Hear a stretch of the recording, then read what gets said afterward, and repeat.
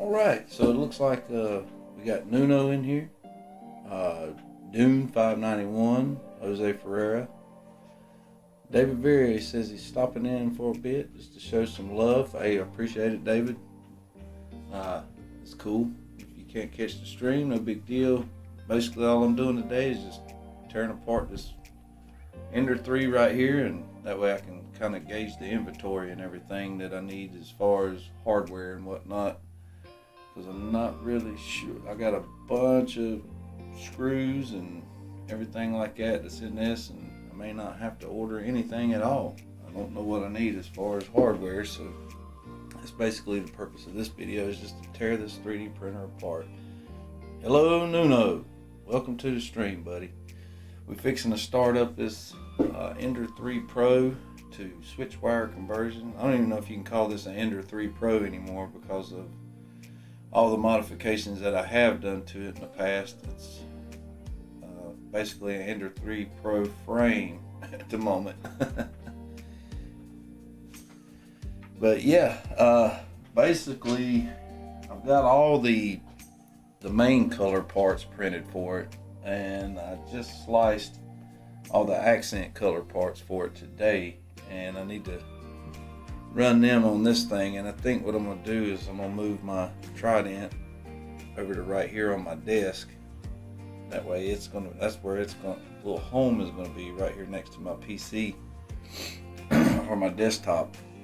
And then we'll probably set up the old Lazy Susan again right here and put our new Switchwire conversion onto the build plate or build surface here, so we can get started and pretty much do a stream about like we done for the Trident. That's the hopes.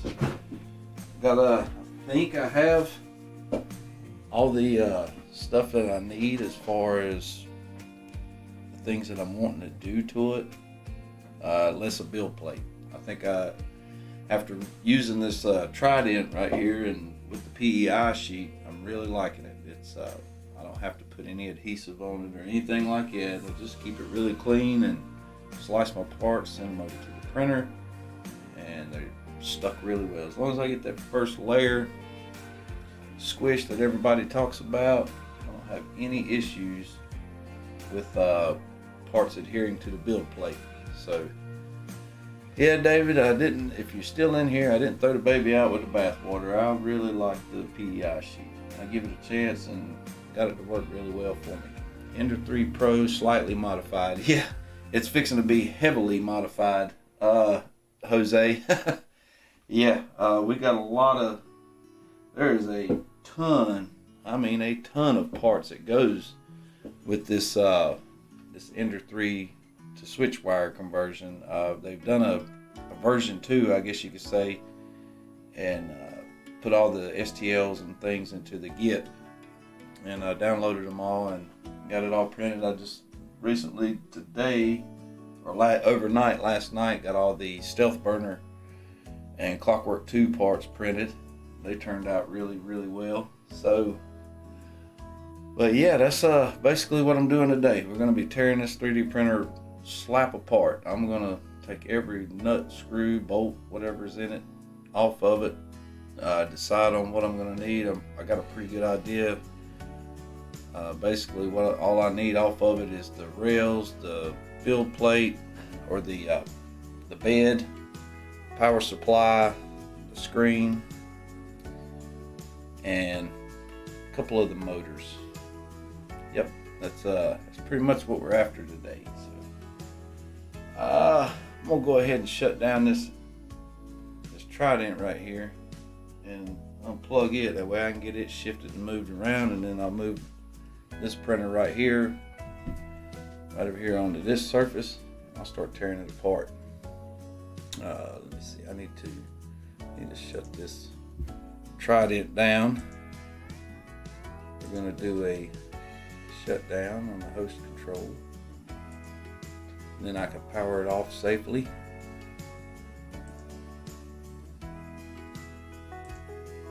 So I hope everybody's having a really great weekend. Go ahead and power this thing off. This is a Memorial Day weekend for us here in the States. I have Monday off, which is awesome. Everybody likes a day off. Let's see. And I think I'm pretty well done with this ABS, so I'm just going to snip it right here. Yeah, I mean, deal with it here. Let's get this stuff out of the way.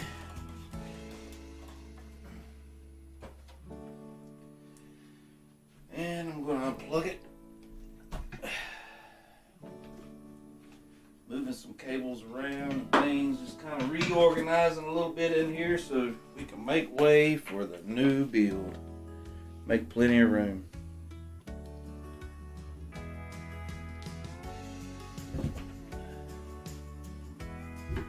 So I've been having, I noticed that on the tap, on the trident, that I started getting, wasn't like an error whenever it would do the QGL. I'm gonna go ahead and pick this up and get it out of the way. Look at that, a little mess hiding underneath it. But when I would do the QGL onto the for the trident,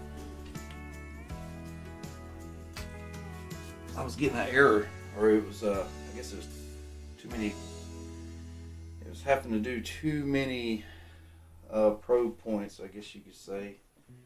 And come to find out, whenever I put this thing right here together, I remembered, like up in here, it felt like something kind of give on me, and I'm probably going to wind up having to 3D print the little thing that holds the tap on there, or the actual tap, because I think that I wound up stripping something out on it. Let's see, get this thing slid where its new home is going to be.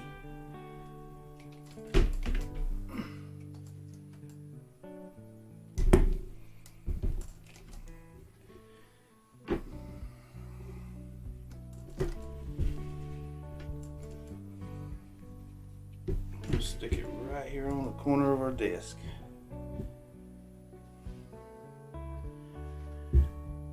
So now that opens up this whole surface right here. So I'll be able to start the build process for the Ender 3.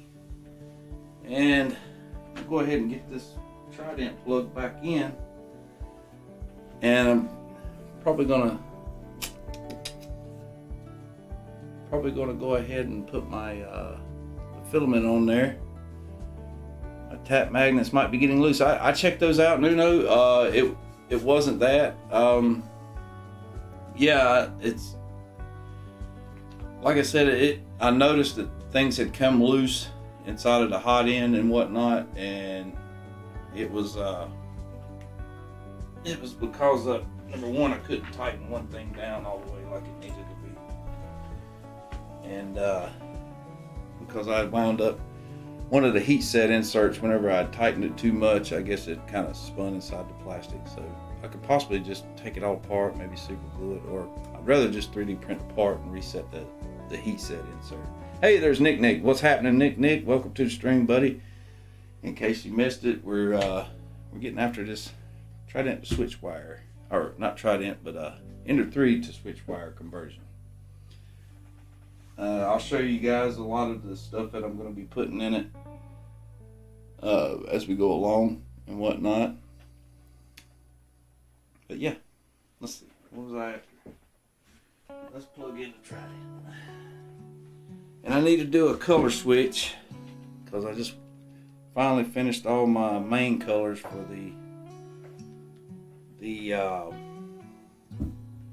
Switchwire. And I just need to print the accent colors, and I can get them started really nice, because basically I can load up the build plate now. It's normal for screws coming slightly loose on the first weeks of printing. Yeah, and at Nuno, and I'm a little worried about it. I might need to just kind of go back through this whole thing and just double check. I see why Build It Basement likes the idea of using blue Loctite. I know some people have talked against it as far as on ABS parts, but I trust that he's done some very scientific experiments and come to the conclusion that it doesn't hurt it.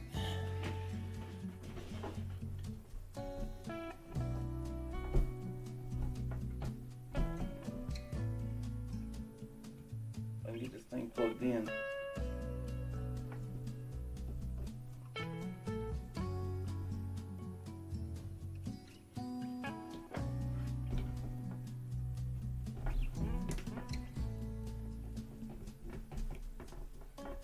Alright, there we go. Due to thermal expansion and all that, yeah, I could see that happening there, Nuno. It's sitting there heating up and settling in and all that. Most definitely.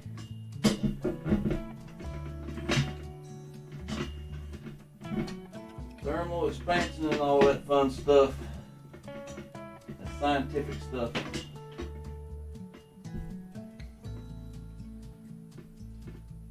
Alright, so we got our printer plugged back in. I've already sliced the parts that I need. Let's see. I'm not sure exactly how I want this thing to sit.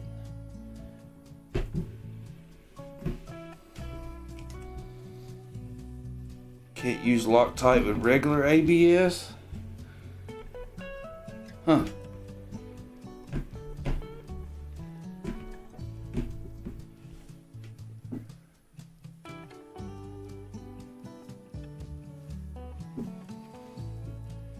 Alright, power this thing back on real quick. Basically what I'm going to do is I'm going to go ahead and get the prints started, and while that's printing, but it's okay with some ABS plus because it is a true ABS depending on the brand. Okay, well shoot, yeah, go ahead and get my color swapped out here on the Trident.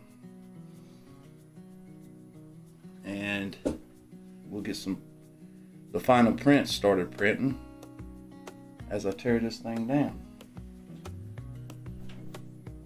Because we're going to be breaking this thing right here into 1,000,000 pieces. We're going to build it back and make it better. Here's the issue that I had with this printer right here. Sorry about the camera shaking, guys, but see all this mess back here? I mean, that's an absolute freaking nightmare. Looks like crap.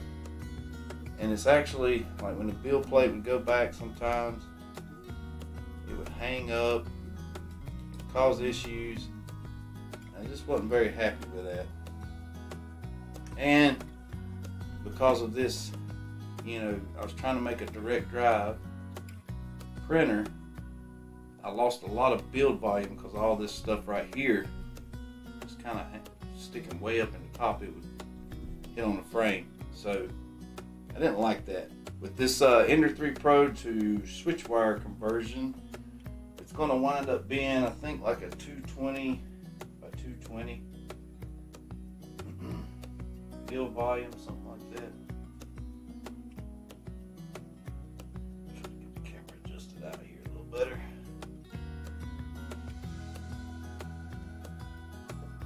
Tried to keep this little camera I got in my hand right here mobile, that way I can kind of move you guys around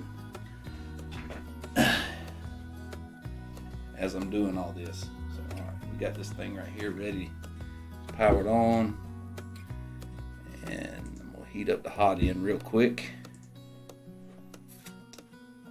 reconnect, and extruder. We'll bring it up to temperature. Let it get hot, and I'm gonna get my filament out. We'll get it swapped around.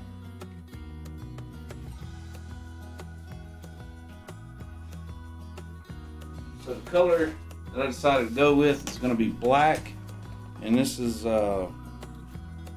Polylite ABS Lime. We got a bunch of it here, so I've got more than enough to be able to get my parts printed.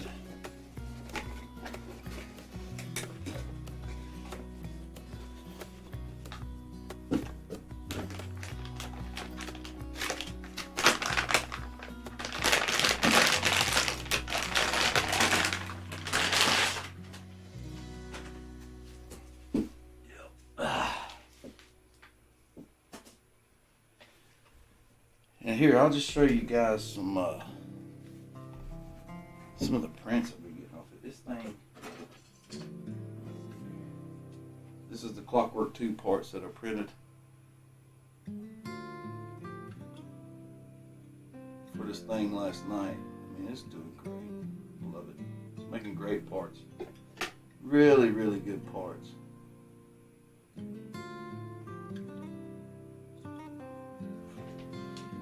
And we got a box slam full of them. So it's going to be a lot of fun. Trying to figure out where all these go, because there's not really a manual that goes with this. They give you a CAD file and whatnot. That's basically about it.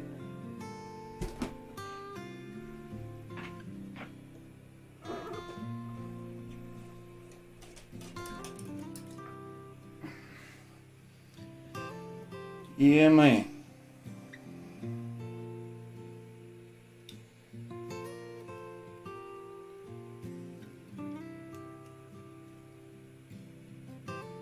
Sound and everything like that's holding up. The stream, it looks like we got a lot of, it says delays 5 seconds. I guess we're doing good. We're on the stream. We're not blitzing out, are we, fellas?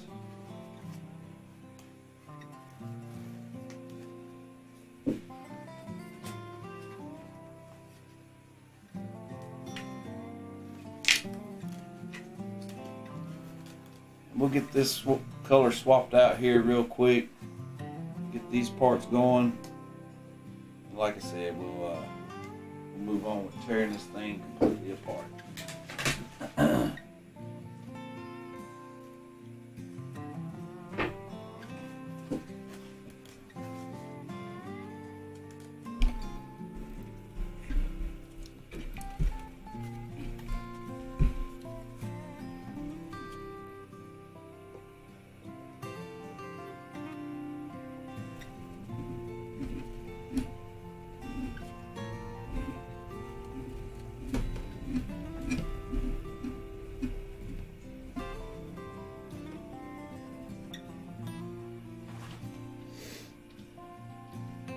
Black and lime will definitely look cool. I think it's going to look good.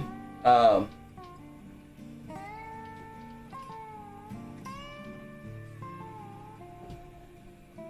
think it'll look really good together. That's the hope.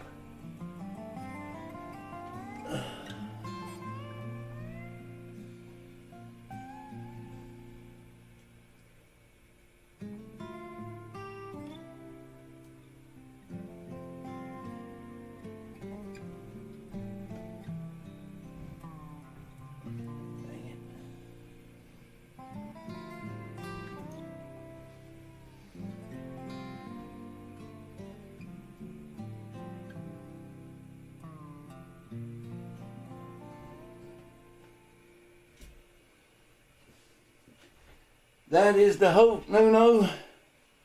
Can I show the accent color better? Let's see.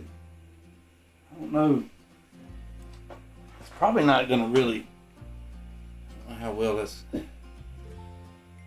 yeah, that's pretty close. What I'm seeing on my screen, that's about close to what I'm looking at. I mean, it might be a little more yellow on screen, but I think it's going to look really good. It will in here anyway.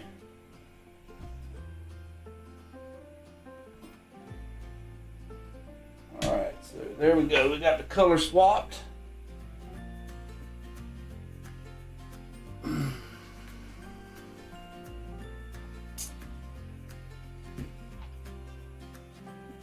All good. All right, good deal, Nick. Yeah, this is it's gonna be an adventure for me as far as the Ender 3 to Switchwire conversion. I think Steve Builds, he done a video of it, but his was a little different than how this one's gonna look. He done like a conversion for a friend of his or something and live streamed it. They've done some different modifications, upgrades, and they actually added some of his mods into it and then changed a few things. So we'll let this thing get done. What it's doing here. Let's see.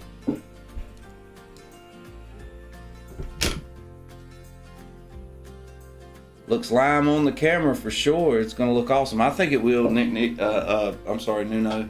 I think it'll look really good. It'll look a whole lot better than this mix match mess right here.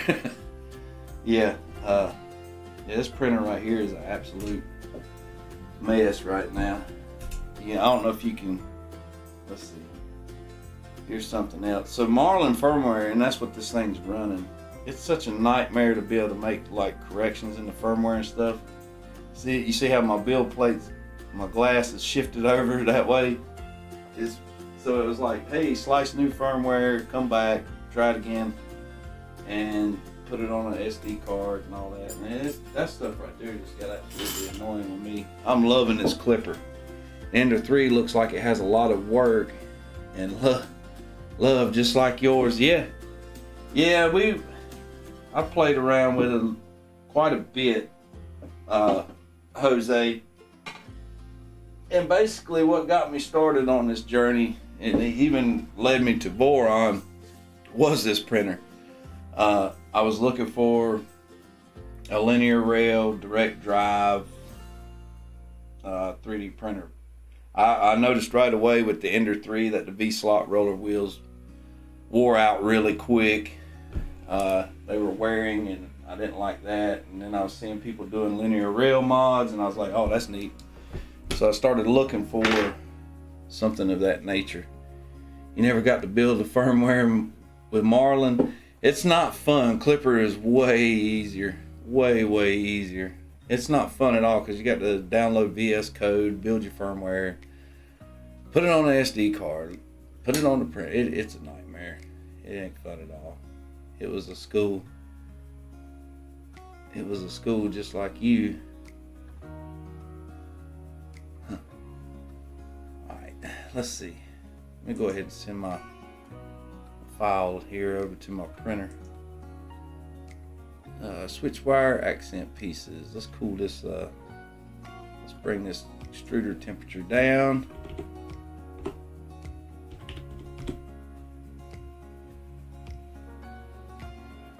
And yeah, I'm thinking about maybe ordering the Chaotic Labs tap after watching Build It Basement's video of that. The thing looks really good, and I think it'd be a lot more solid than what I have.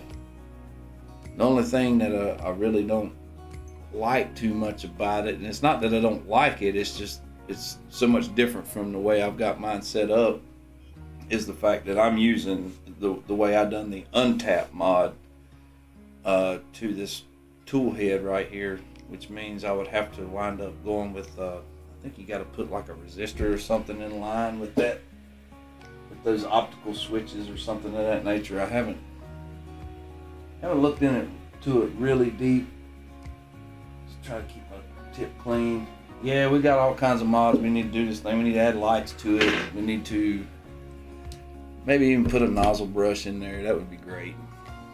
All right, now let's see. Switchwire accent pieces. Let's start that job right there. We're gonna get this job going. Keep a check on it. David Vera. Hey, my family is running late. You have a couple minutes. Figured you'd stop by. Welcome to the stream, David Vera. I'm glad you made it, buddy. We're fixing to tear down this Ender 3. I'm gonna explode it in a million pieces. And I was telling some of the other guys, I don't know if you missed it, I believe I got everything I need. less a build plate. I'm really liking the PEI, so I'm probably going to order me a new magnet for this and put a PEI sheet on it.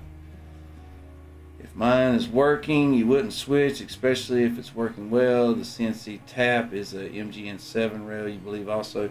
Mine's working, David, but I'm going to have to reprint the part that actually mounts to the, I don't know what you would call that part. It's the part where your tool head mounts to the actual tap body. I think that's what it is, the tap body. I could probably take it apart, maybe super glue the heat set insert that's in the back, and basically what I've done is I think I over tightened it and kind of spun the heat set insert inside the ABS. That's what it feels like something stripped out in there. Probably try taking it apart, super gluing it, but I'd kind of rather just 3D print the part and maybe put it back together. But I mean, it is working. I just had to I had to cut back on the accuracy inside the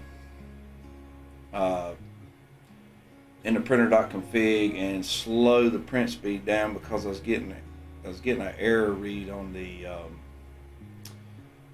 quad gantry leveling.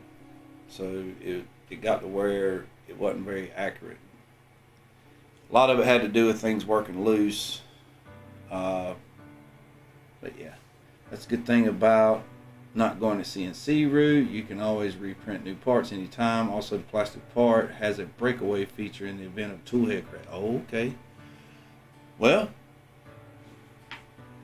save money, right?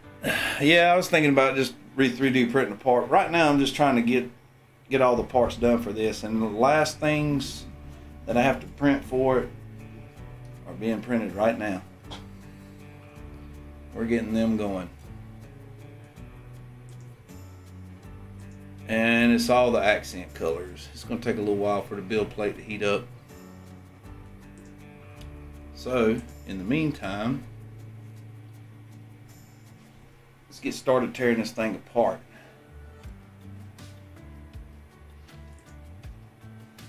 All kinds of little pop-ups popping up on my computer screen, just driving me nuts.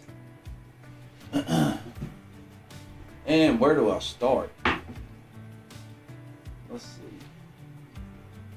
I guess I can start right here with the tool head, start cutting zip ties and all that fun stuff. I'd like to give you guys a little bit better view of what we're doing here. I wonder if I could put you up here on top of the trident. Might start shaking when it goes to printing. Let's see.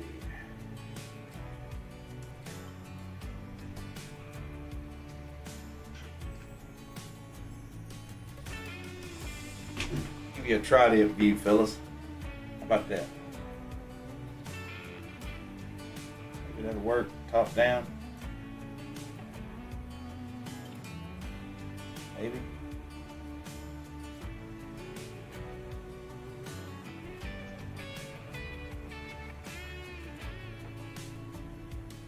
This camera has this little camera mount has little suction cups. It works pretty good.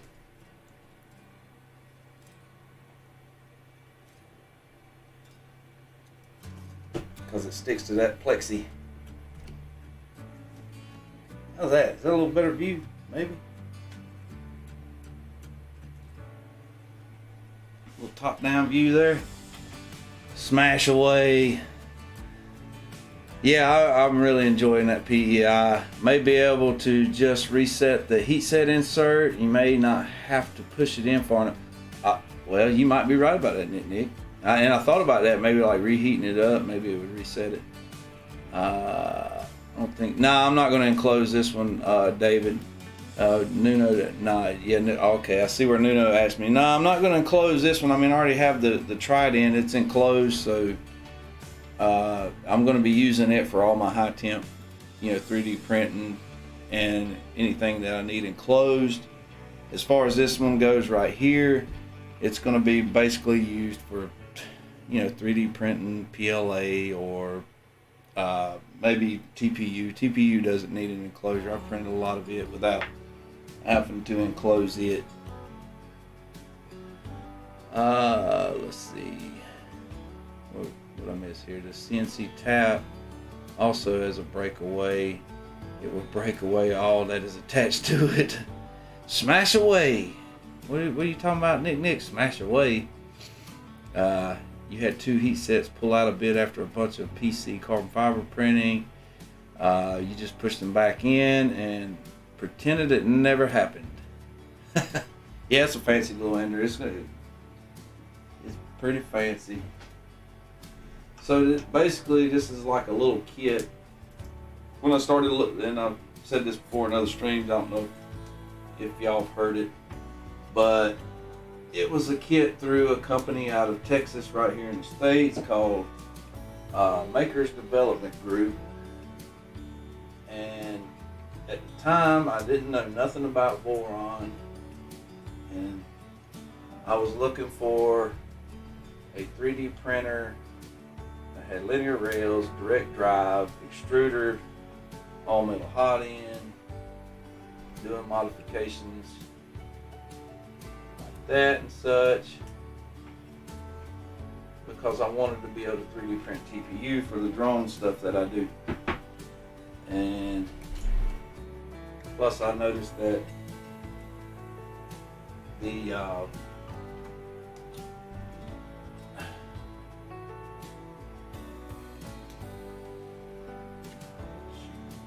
where I was going with that.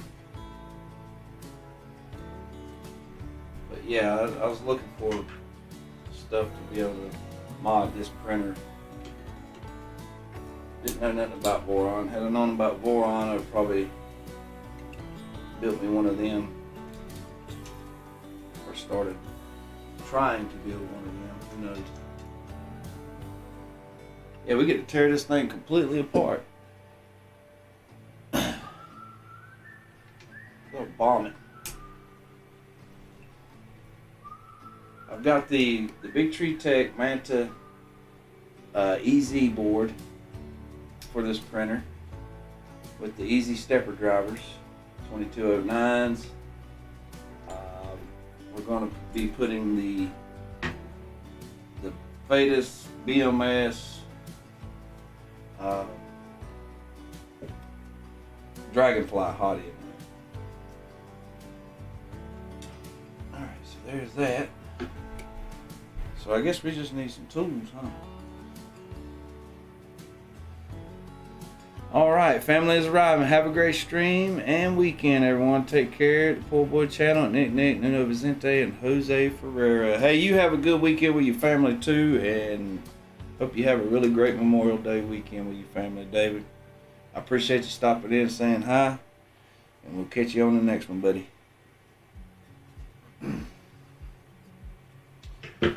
Alright, so I think I'm going to use this extruder motor that's back here. That's going to be, more than likely, that'll be my Y. It's a pretty good size motor. I use that for the Y bed, and I have these 2 steppers back here. These will probably be my X and Z stepper motors, and I have a LDO motor for the stealth burner.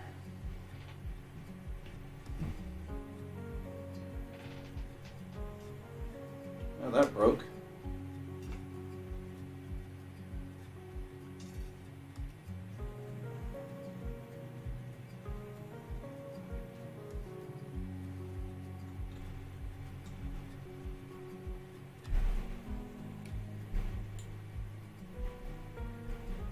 So I think there's like very little that like I said, basically all I'm going to be using off of this printer, it seems like to me, is going to be just the linear rails, the frame, and the motors, power supply, and this screen that's on it.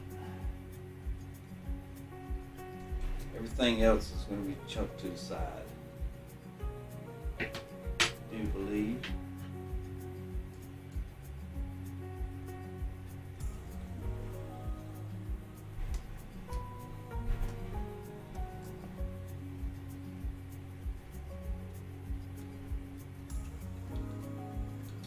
gets warm in here real quick when you closed up with this this 3D printer.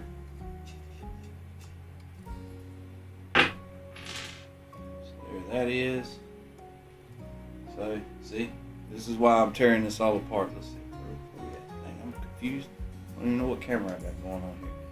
So used to, I want to see what hardware I need. I'm gonna inventory everything. That way I don't have to order a whole bunch of inventory that it's unnecessary. I guess you could say. See what I need and don't need as far as hardware.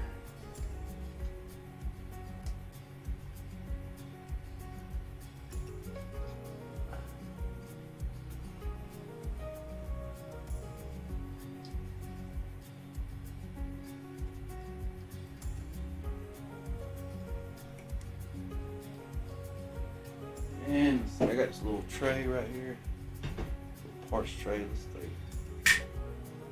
There's so many screws and stuff in there. Because this is probably gonna look like a bomb went off real quick.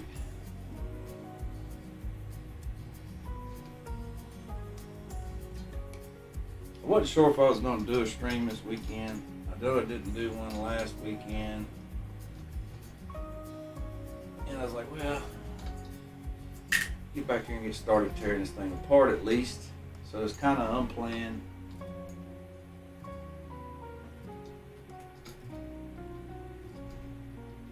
But here we are. Glad you guys are with me. Nuno, Jose, and Nick. All three of yous. Busy stream.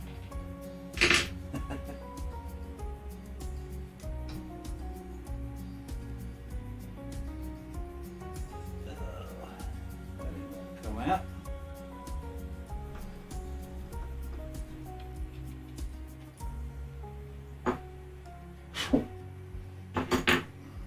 And there's what I'm after on this one. We want the stepper motor. Right here. I'm so used to my camera being over here, I'm trying to show it to you guys right there, and now it's right here. Get this little stepper, that'd be my Y 4240. Pretty good sized motor.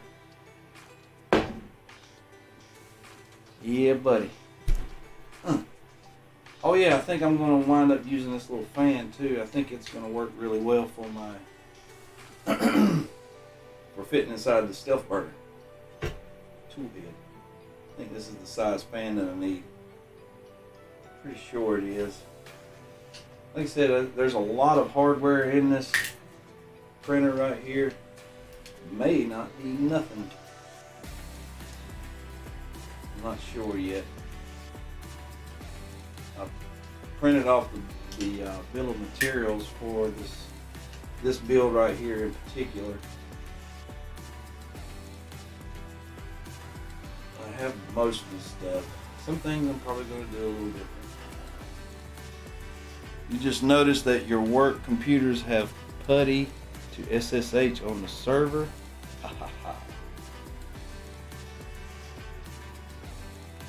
Your work computers have PuTTY?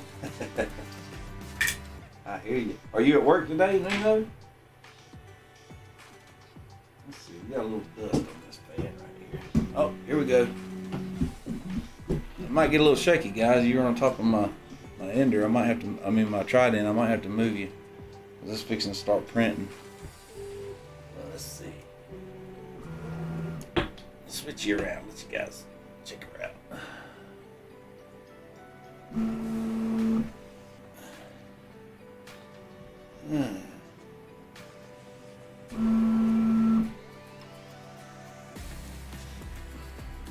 So it's doing the QGL, and see, it's doing fine with the way I kind of changed the firmware in it. And right now it's doing the unfortunately, I'm sorry, Nuno. Right now it's doing the clipper cam. Let's see. Try to get y'all guys a good camera angle here. Let's see if we can wrap you up right here like this.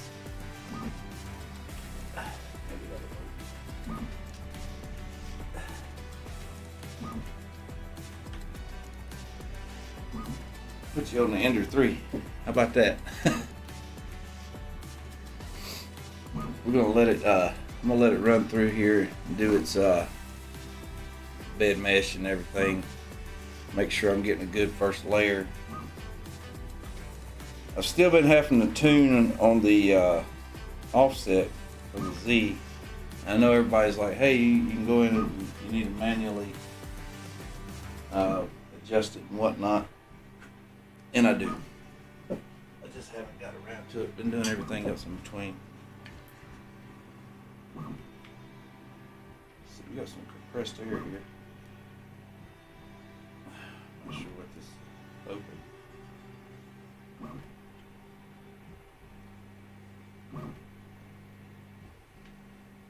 I don't know if you check that out or not.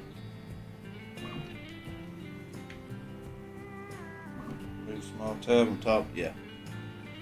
Using 4-point Z tilt with your trident instead of 3, your mesh variance went from really. So might need to do that myself every now and then, you know.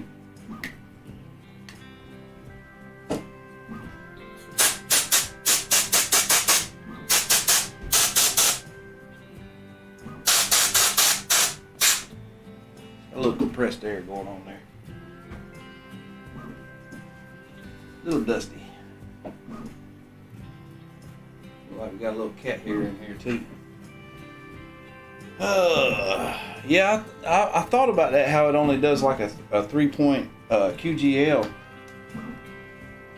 How's that work though with it having just, I guess it only knows it's got 3 motors, so I thought you had to do a 3-point. Hopefully this thing won't be too noisy because it's right up against my mic. What's my mesh variance? Let's see. Let me do this. Oops, wrong one. Yeah, right here. Let's see. Scene 2. Hopefully you guys can see.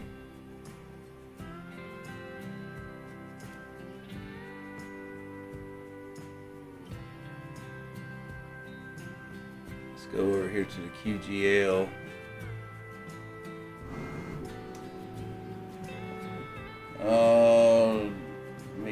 Let me pay attention to this thing real quick, fellas.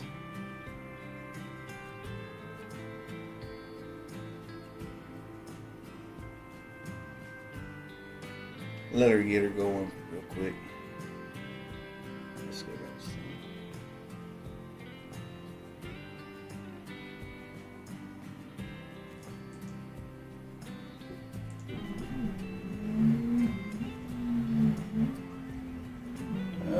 Yeah, I need to bump it down just a little bit. Z offset.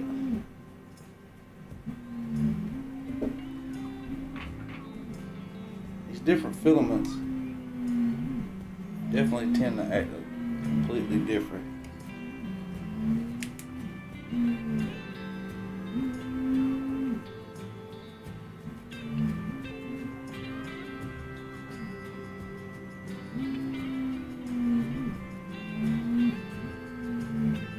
So that looks like a really good first layer. So I'm gonna leave that be. I'll keep an eye on it as it's going.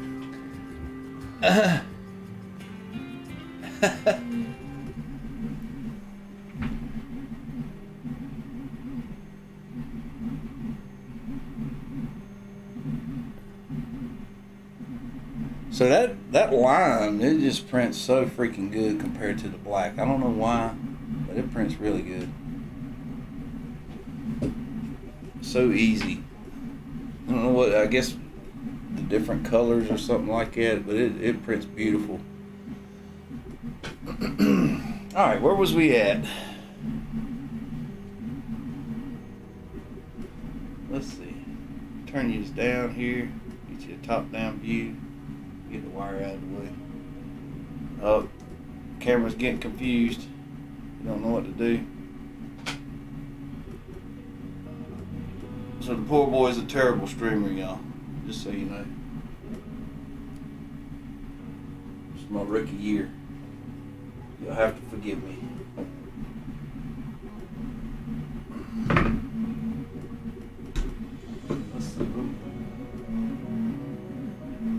Basically what I'm doing is tearing this tool head right here completely apart. You have yours measuring the 4 bed corners. Let's see. I'm trying to figure out how to get you guys set up, get you a better camera angle here. That's where I'm working right now.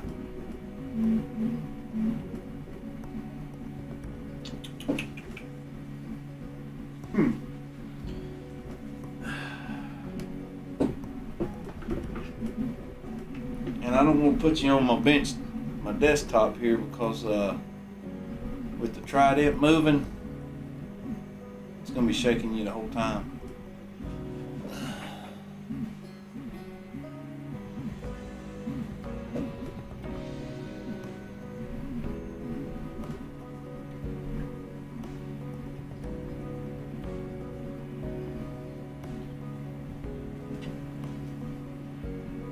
There's up close and personal. How about that? Up close. And just kind of double checking, because it's laying down that first layer. Still looking pretty good. I'll take it. I like it. Alright, so where was I at? Tearing this thing apart.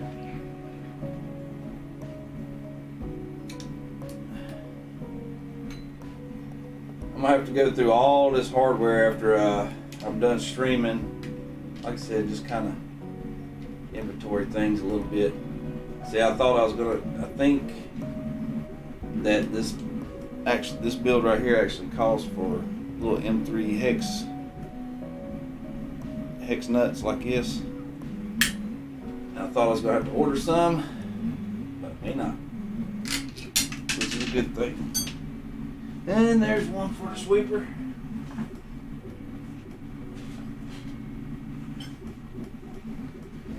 Have to find that later on.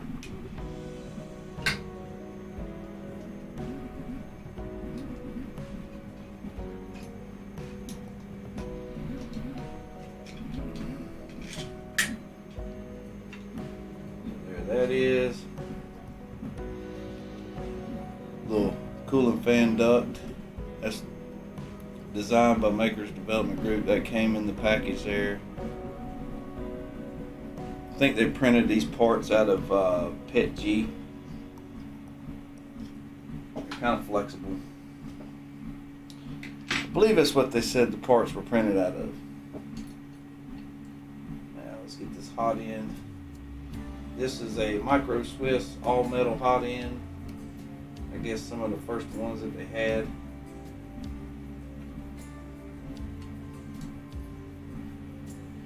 3 points are usually enough, but you think your frame might be slightly tweaked because your front bed corner is slightly higher than the other corners. Wow, that would suck.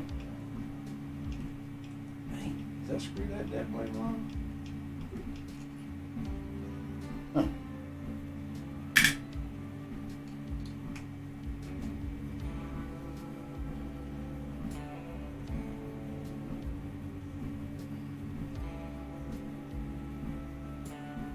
So basically we got a 7-hour print right here for all the accent colors for this build.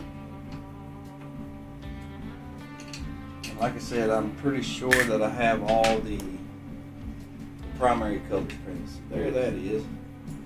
We'll get all this mess unhooked later on.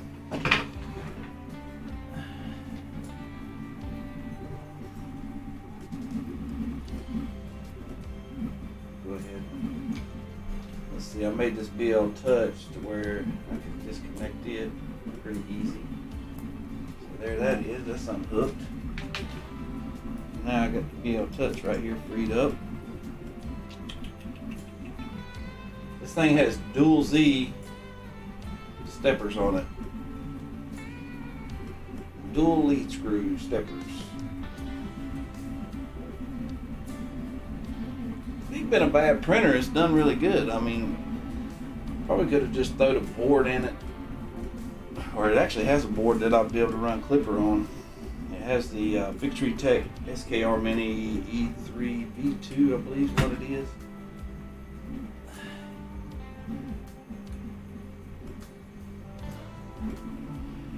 But if you change the place where you have your printer, your mesh changes as well. When I had it on my floor, only variance of 13.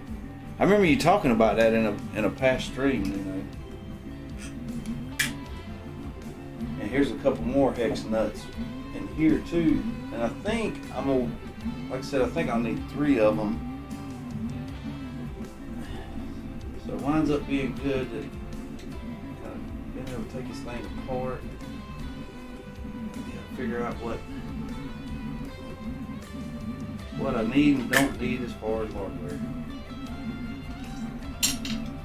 There's the BL Touch, it's gone. Anybody need a BL Touch? I don't think I'll be using that anymore. I'm gonna put the, because I decided to go with a PEI bed sheet, it's gonna be metal. I decided to go with a Omron proximity, I guess, is it called a proximity switch or probe for it? So I'll be putting that on this. The clicky mod and all that stuff, I just kind of, dang, that's super tight. Wow. That's not good. We need something that's a little more sure of it. Convincing that to get off there.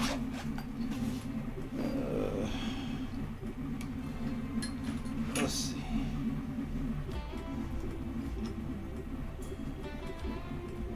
Yeah,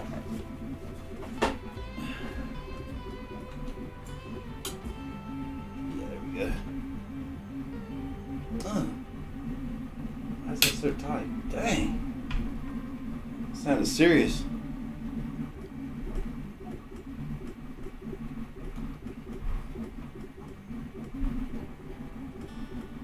So I could tell, like, whenever I bought this printer, you know, I don't know if any of y'all have had Ender 3s, but it definitely needed some tweaking and adjusting to get it somewhat level. But I could tell, see how it's wobbling.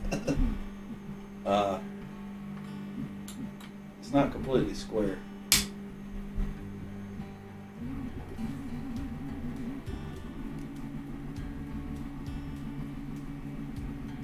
So basically, I just moved this trident, and I wonder if that'll throw it off. This is still on the same desk.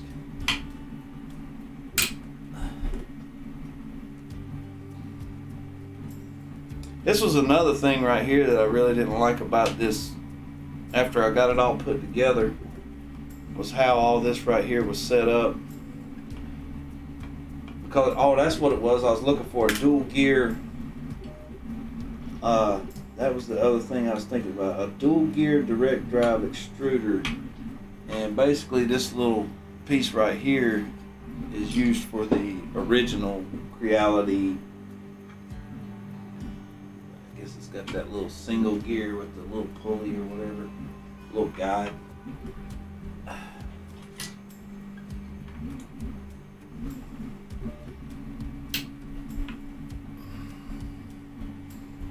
Try putting a shim under the feet to see if you can get the bed more level. You have the Bomb Omron inductive probe that you can give me still in the package. You just have to pay shipping from Portugal. Actually, I have the Bomb Omron probe. That's the one I got. Nuno. That's the one that I bought for it. So we have it in here. They aren't really expensive, so that's kind of why I was like, well, I'll go with that. Ain't too bad. It'd be nice if the Switchwire could handle the, or this little mod right here could handle the tap. I would like to have done that on it. I've seen people have it on there, but I don't think it's like it's recommended. So I'm not going to really change nothing as far as that goes. Try to follow along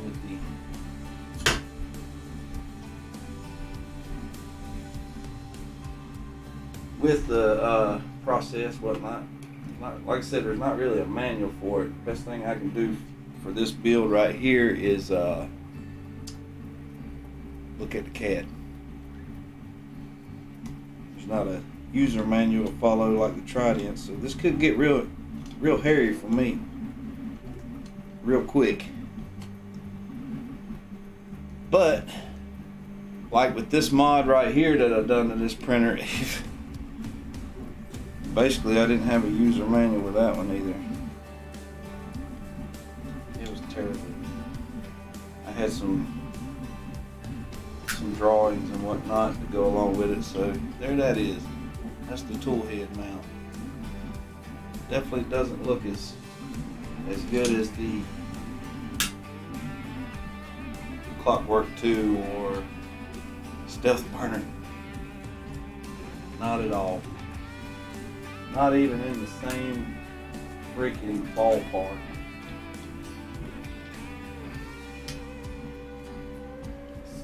Trying to push these these hex nuts out. Hey Tezza, welcome to the stream. I just seen you popped in here. How you doing?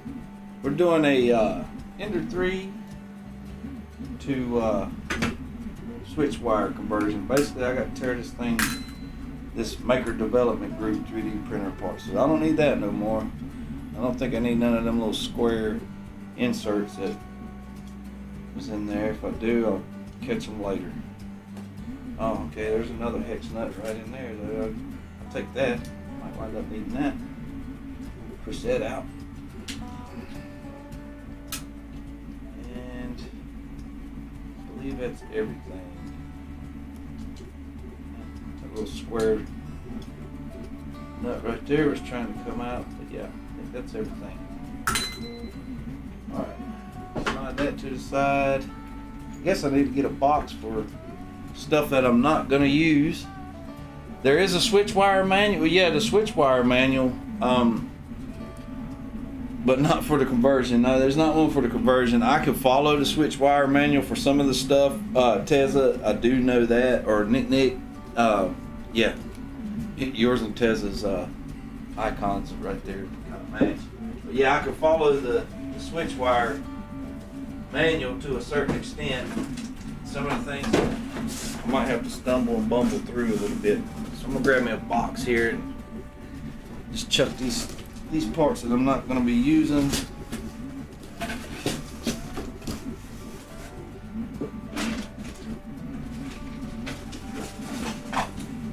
Chuck these off to the side here. So I don't need this. Oh, might want to get these this hardware out. Might need it. Don't need that. See, here's some hardware. I'm roguing all the hardware off this thing. Anything that looks like something that I might could use, it's coming off. So we're getting all the screws and everything. So that one's coming with me. I think this has a, yeah, it has a needle bearing inside of it. Set that off to the side so I don't lose those.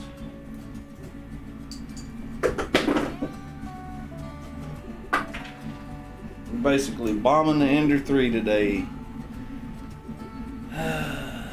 No, I hadn't seen one for the conversion.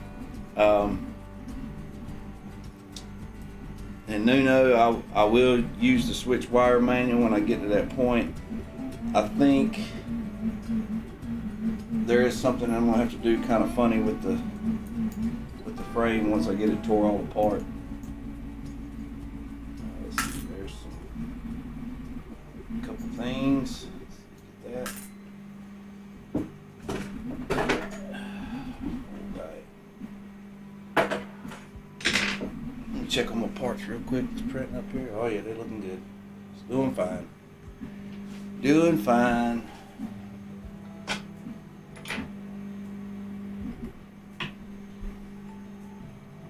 That was really loose.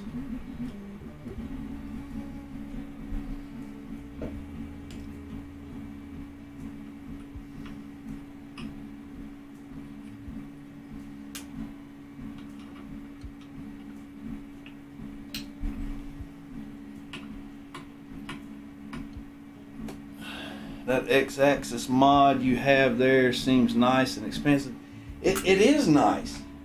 The X-axis mod is really nice, and that's one of the things that drew me to it. It wasn't cheap. No, it wasn't cheap at all. Like I said, I just wish they would have done a little better. I guess better work with the cable management.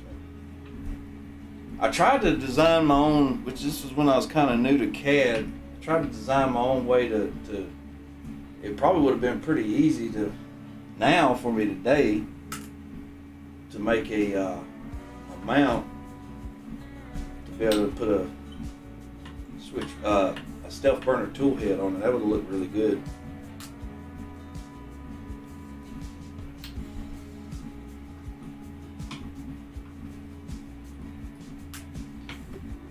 Yeah, if you go to Makers Development Group, like I said, they're out of Texas. You can find they have a website, and they got all different kinds of little mods that you can do for different printers and stuff. You can find their site and the stuff that they offer. Let's see. I think I need to break this motor right here loose.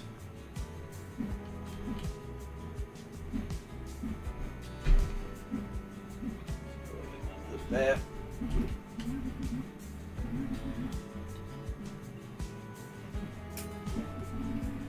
I think I'm just completely sold on the boron stuff. I like it.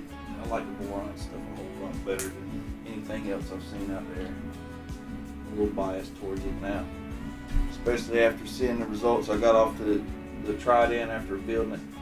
This has been a good little mod. It's worked out really well. But basically, they were supposed to offer firmware for it if you followed their mod or their build completely. I never could find the firmware, the Marlin firmware. I followed it to a T. That was a little frustrating. There was some issues with some parts, which they probably got it corrected now because it's been so long since I've done this. So I don't think I'll be using that stepper. I don't need that one. So we'll chuck that one in the spare parts bin. And I don't need none of this.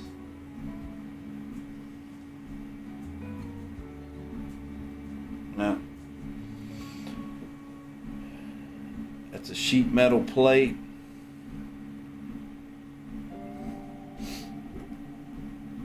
You talking about this build plate right here?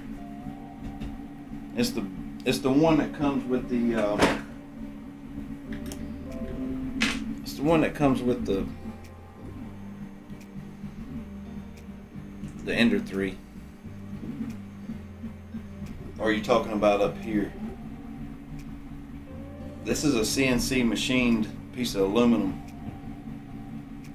And that's what really makes this thing really nice, is this little system right here. And they actually sold it with some really good high quality rails. I mean, these are some of the smoothest rails that I've seen come in this house yet. And I've ordered, rails from different suppliers and stuff. I'm not gonna point any fingers at anybody, but I don't know where they got these rails from, but they are super tight. They are really nice. I don't think they're preloaded. I mean, I guess some people like to have, preloaded rails, and maybe that's the difference. I think like Golden Jaguar described it one day. He said that everything I've seen come in from other vendors they seem like, I guess you could call them itchy. That's the way he described it. That's the best way I could describe it too. They seem like they're kind of itchy and hangy. These right here are just super smooth. These are MGN 9s on the X, and we got MGN 12s on everything else, the Y and the Z. Like I said, that's one thing that the only thing that I really didn't like about this whole mod was that there wasn't really good cable management on it. It just looked gaudy. It worked good. I mean, this printer printed all the parts for my Trident. However, the Trident printed all the parts for this conversion and it looks 120% better 3D printed parts. So yeah.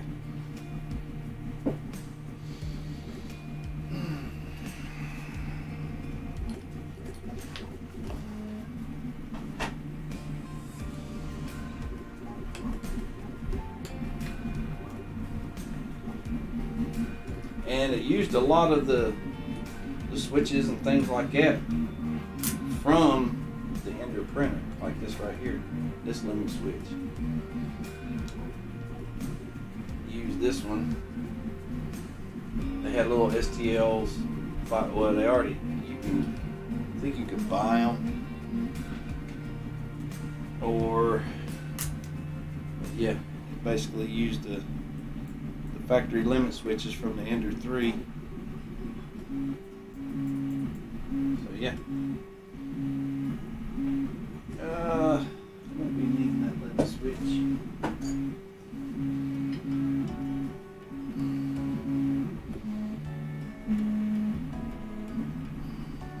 Right here.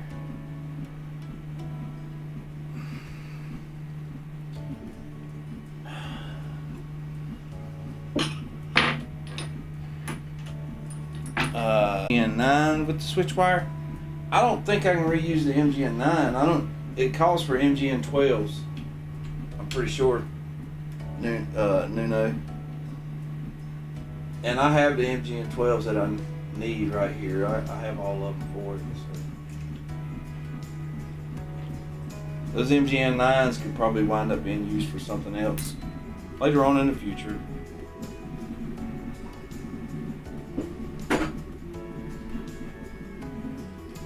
Yep.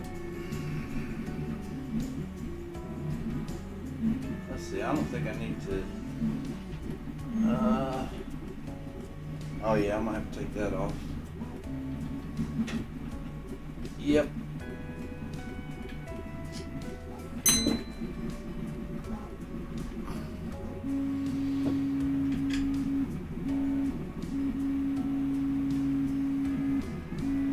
Like I said, I think I'm gonna scavenge all the hardware off of this thing. It came with a boatload of hardware.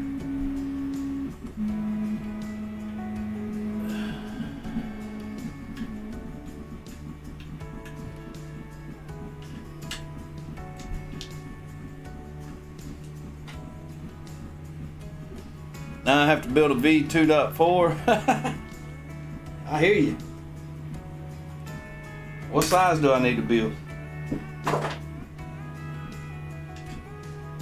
Yeah, that would be about the whole lineup, wouldn't it?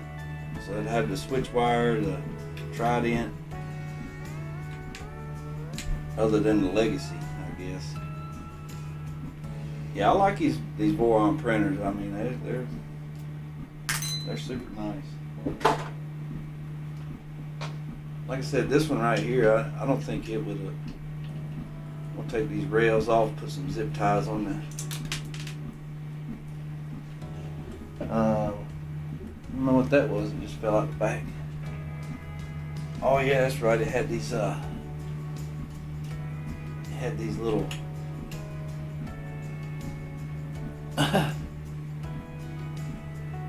has these little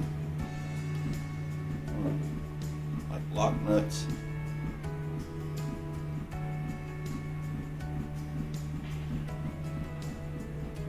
Other than the small ones.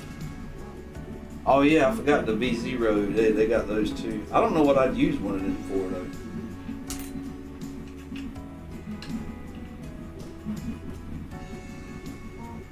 Printer for ants, they call it. I don't think I need any of these for this build. Yeah, just throw them in the mix for right now. I'm probably gonna regret that, but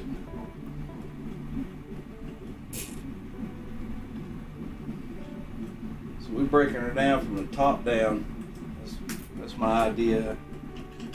A lot of work. A lot of work to get this thing tore apart. Basically, the only thing I want left intact whenever I'm done with all this is just the frame. Because I'm going to have to get it squared up. I can tell it's not squared. We'll get it squared all the way up. And I don't even know if I'll make it that far today for this stream. Yeah. We're just getting started. Kind of just showing you guys what I'm up to. Didn't do a stream last weekend. Figured I'd touch base with you guys who are here with me quite regularly.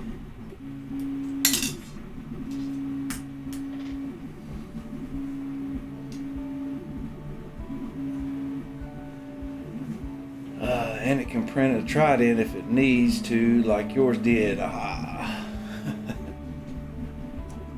So, talking about the V0 printer for ants.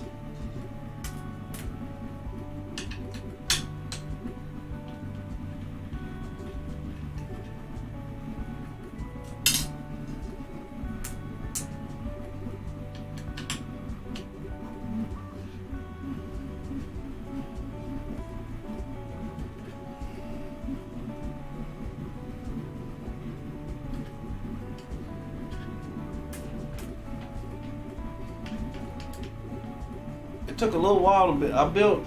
I got all the parts for this little mod right here. And I want to say I built it in a weekend.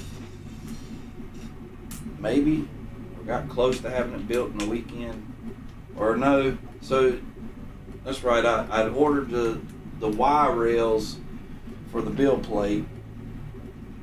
And done that in a weekend. And then I got all this X gantry stuff. Got it set up in the following weekend, I think. So like 2 weekends. Definitely ain't nothing like these Voron projects.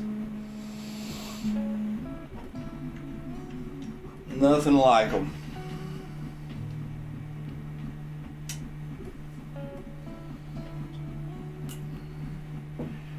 You're loving your V0. You put the drag and burner tool head on, and now you have some serious part cooling.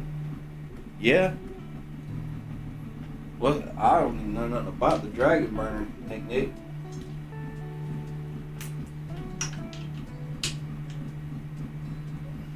So I'm gonna drop this linear rail right here and lose it.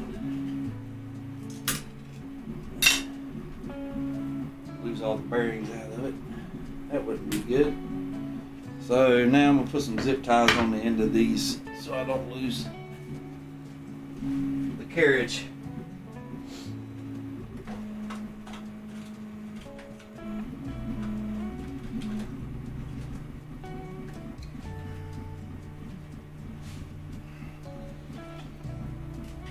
A lot of work goes into building these 3D printers. I think that's it's one of the things that makes me enjoy this so much.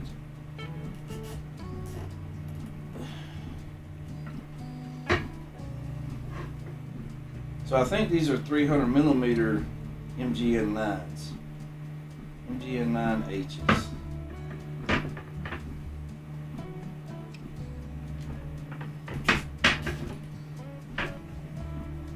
There that is. I'm just going to set these off to the side so they don't get bent real easy. Steady Rogan parts. What I'm after. Let's drop that right there and get that.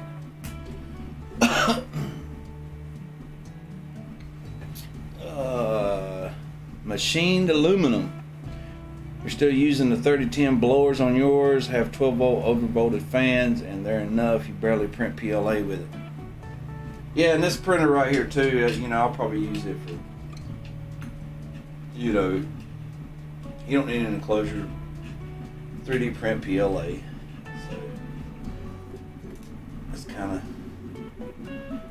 kind of why I was like, I'll just get this thing fixed.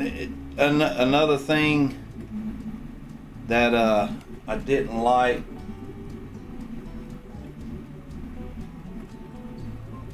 Yeah, it's machined aluminum. The other thing I didn't like was this power supply, how they mounted it on the side. You know, you want to tuck that. I want to tuck that away.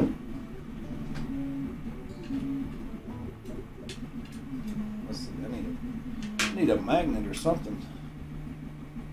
That ain't magnetic.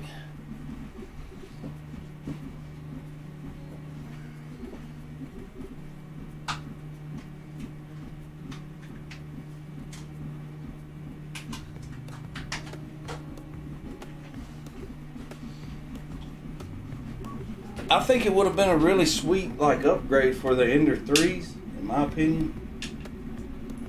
It would have been a really sweet upgrade had they spent a little bit more time on the tool head and the cable management and all that stuff like that. I mean, I didn't mind the dual Z stepper, lead screws and all the rails on the. It was a little bit overkill, as far as the rails. Linear rails. You didn't need two MGN 12s on the X, I'm sure, or MGN 9s. I'm sorry, but I mean, still pretty nice.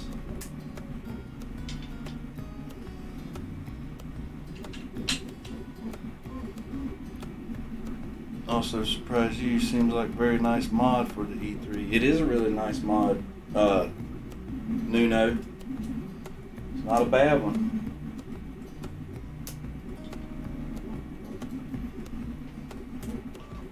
I think like I said,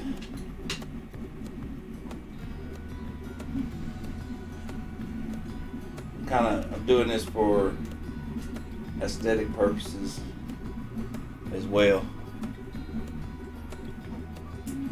Doing it for aesthetics, cable management, hiding that power supply.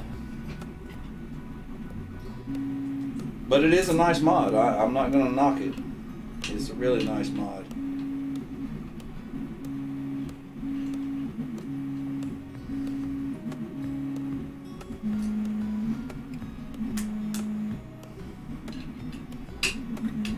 But again, it didn't.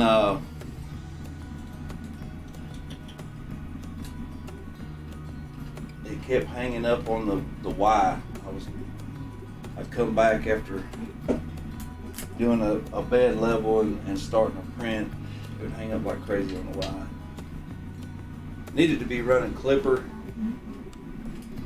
All different kinds of things. It just needs a little love. That's all. One more, and I want to give it. There's been a lot of problems with it throughout the processes.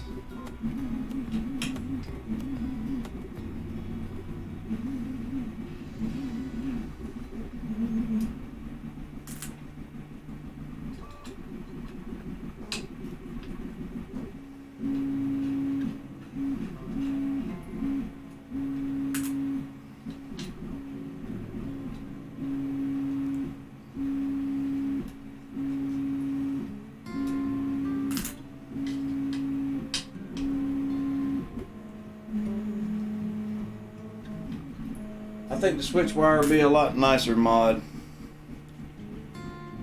to be honest. A whole lot nicer mod when it's all said and done.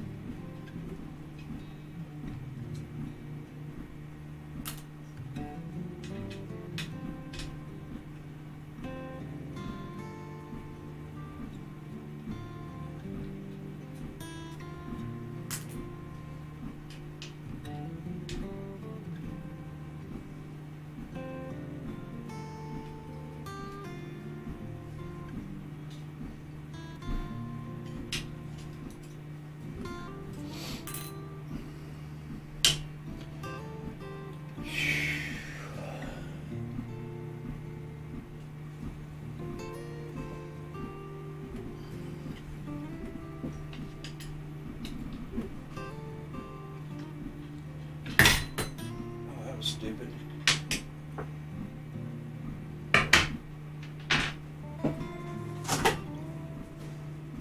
We'll be hunting all kinds of screws in here on the floor before it's said and done.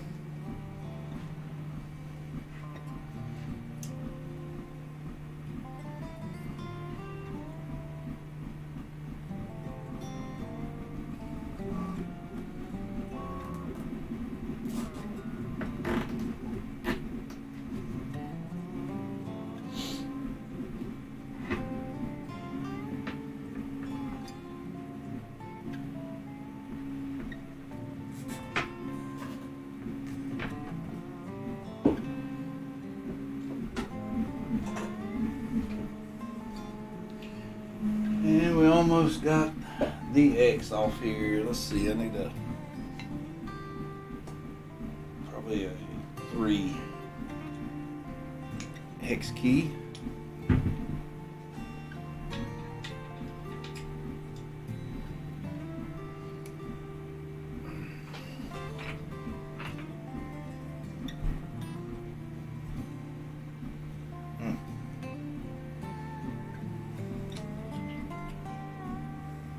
Have to have a pair of pliers or something put back here on that, or one of these funny little wrenches that comes with the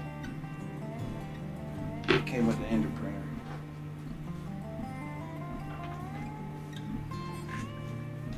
Let's see if I can find it. Just had them the other day.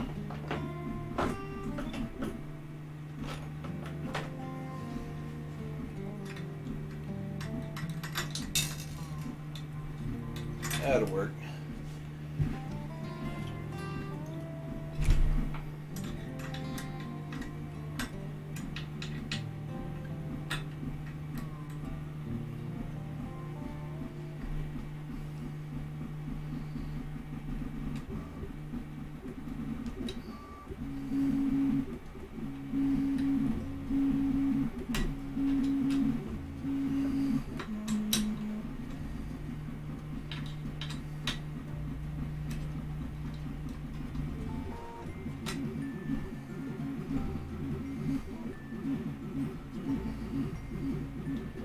This thing's got it's got nylock nuts on the back side back here.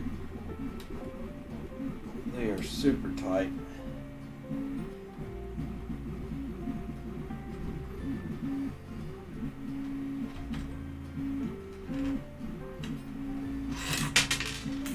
And a washer.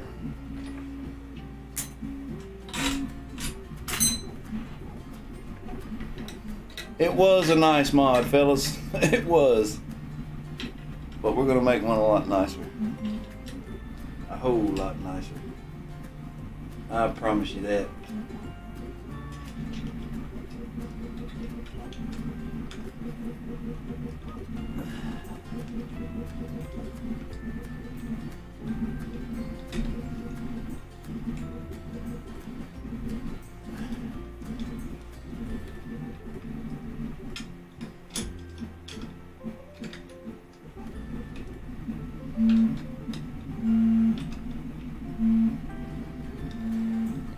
Parts are looking really good up here for the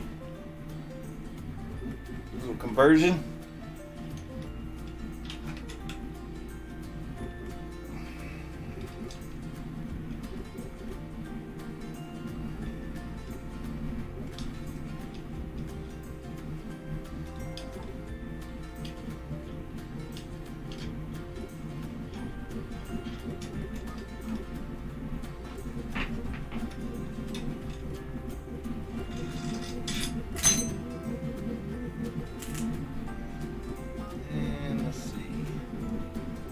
Yeah, it's got these are like aluminum spacers that go in the back side right there. Am I gonna try and sell that? Well, I thought about it, Nuno. But I wouldn't know where to sell it or who to sell it to, not unless any of you guys are interested in it. That's on my streams and stuff.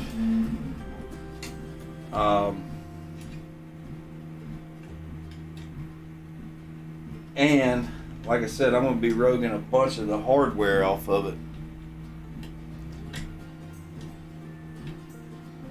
Why, are you interested in it? You pay for the shipping, I'll send it to you. If you got an Ender 3. How about that? You know.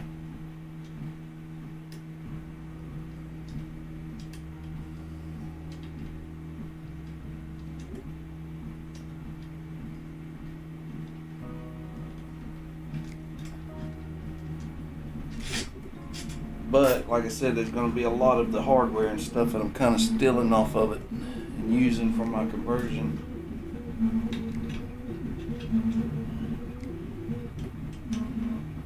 So it would definitely need a lot of hardware. So there's that little aluminum piece.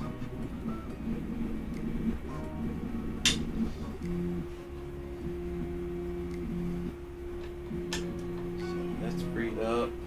Let's get the other side.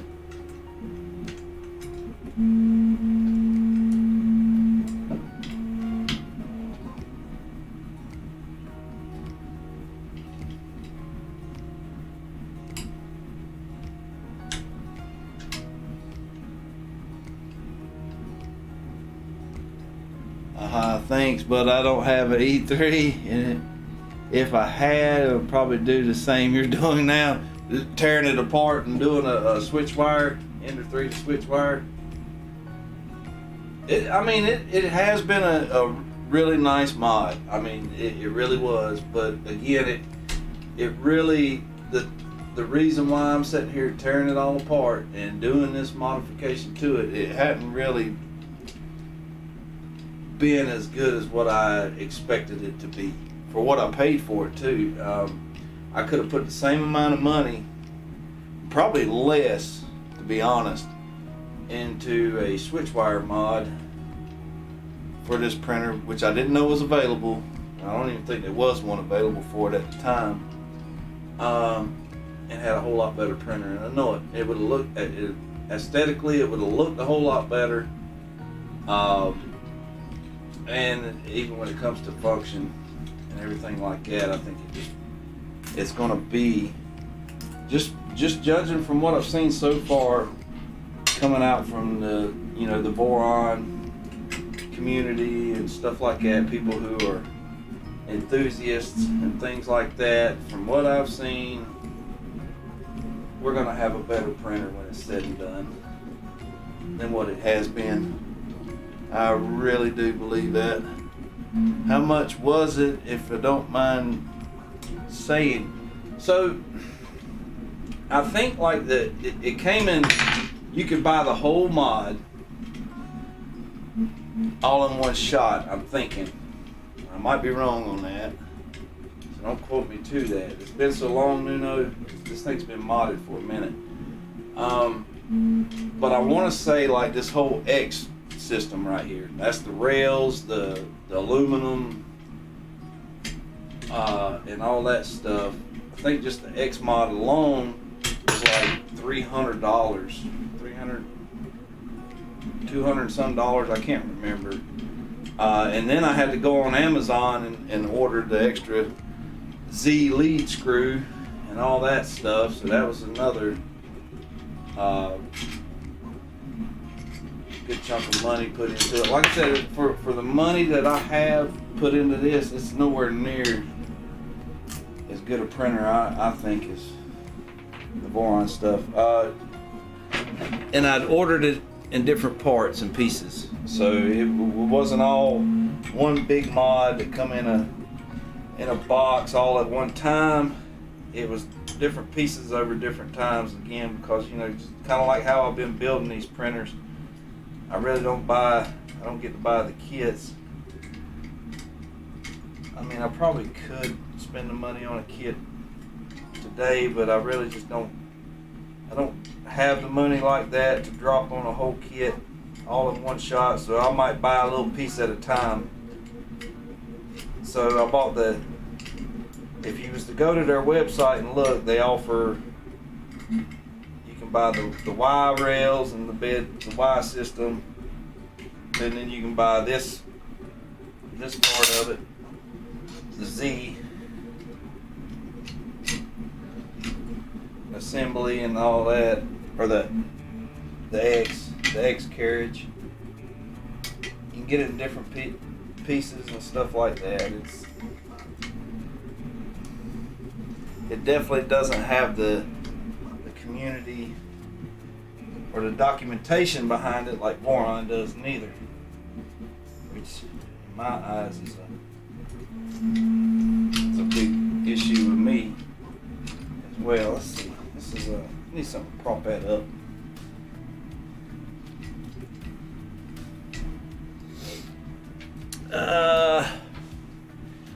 it's definitely not cheap. No, and like I said, what's been so disappointing about it, it's a really nice mod, but it's not holding up to the, I guess you could say, the hype or the expectation of what you would think you spend this kind of money on something like that. Where I would have got a whole lot cheaper doing the boron Switchwire mod, or even maybe just building a Switchwire, you know, just flat out. And would have had a better printer, hands down. I'm convinced of that one. The screw keeps binding up on me. So that's kind of where I'm at with this, you know, and that's why, yeah, I hadn't really thought about as far as trying to sell it or where I would post it to or sell it. Anybody would even be interested in it. If somebody was interested in it, maybe some people who's part of my community, you know, the poor boy community here, if they were interested in it and wanted to mess with it, see what they thought of it, I might would they'd pay for the shipping, I'd send it to them, because I don't think I'm going to do anything with it, to be honest, except for stick it in the closet. Yeah, we definitely learned from my mistakes on this one, and that's the frustrating part of it. That's the most frustrating part of it, was it definitely seemed like a mistake. Again, like I said, I initially was, so here was another problem with this printer right here. Let me point this out to you. It's fraught with problems. For the money you pay for it, it's really, to me, it's just not worth it. And I will put that out there publicly. The Y bed travel right here too. If you look, you see there's a linear rail missing. Well, that linear rail right now is what's on my X, on my Trident. But it wasn't because, you know, the Trident needed an X rail, an MGN 12H. It was because it was never hooked up right here. Every time, you'll see if you're still here in the stream, once I take this build plate off, how the system is mounted right here. Basically, you have two MGN 12H linear rails on your Y travel, kind of similar to the Switchwire, but it's held together by aluminum blocks that mount to your bed mounting system right here for the ender, and it kept binding up. It would bind the bed up. So basically what I had to do was just take one of those little aluminum blocks off the side, and the printer functioned fine. So there was a mod that I paid for, and it didn't work as it was supposed to. It just kept binding the rails up. Now, is that my fault? It could be. It could have been something I did wrong, you know, whenever I was putting this together. But they give you, these are T-nuts right here for the linear rails, you know, and you had to put all these little T-nuts in behind this to get these linear rails mounted up. And there's a pain in the butt. It just hasn't, like I said, it hasn't been what I expected it to be. And I also wound up getting a, I think it was like these screws right here. Whenever I ordered, the ones I'm taking off right now, whenever I ordered this system right here, the ones that they had sent me with the setup, these little flathead, you know, screws, they were too long, and they were bottoming out inside of the this rail right here. So you couldn't set, they wouldn't set down flush like they were supposed to. Now, in their defense, I will say that I reached out to them and they responded back really quickly and said, hey, we're going to fix that. Yeah, we looked at the CAD and those screws are definitely too long. So let's see, what the rails were probably not aligned properly, and that's probably the case You know, it could have been. Like I said, it could have been something on my part. I'm not gonna say that it was their fault. You know, the designers or the engineers of this stuff. It very well could have been something on my part. It's a heavy system for the X, that's for sure. I mean, that's a big old hunk of aluminum right there. And we're going to be replacing that with nothing but just a little, 20 by 20 aluminum X extrusion.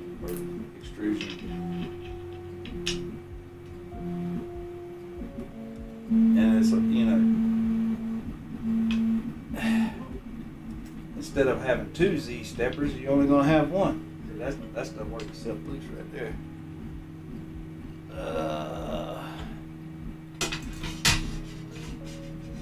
Alright, so there that is.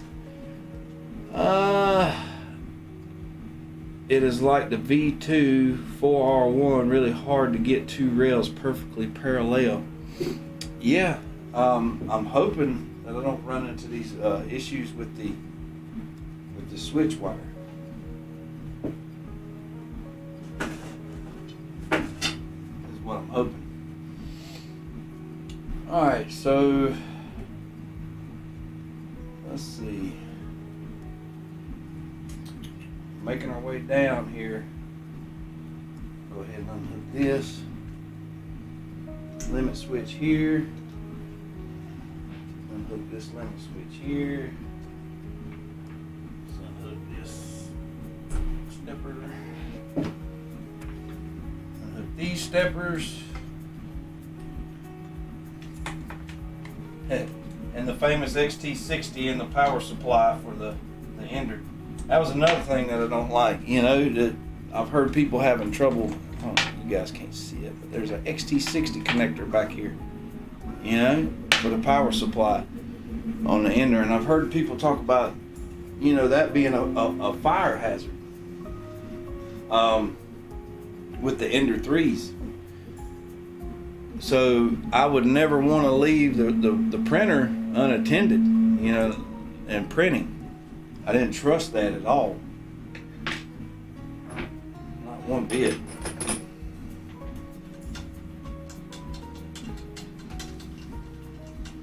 Like I said, I think we're going to make it a lot better with nowhere near the cost of what it costs to do all this as far as this.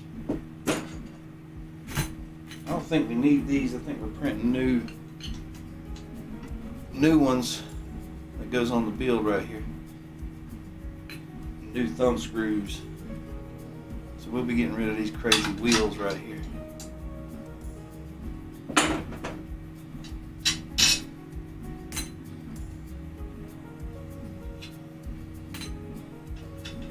Got these little aluminum spacers.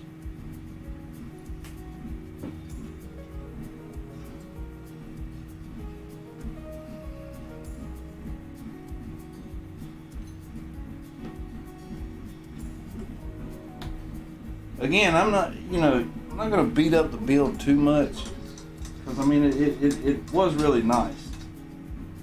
I just think that before they released it to the public, could have done a little bit more to it. It's just me, And for the money that you pay for it, it just really didn't seem.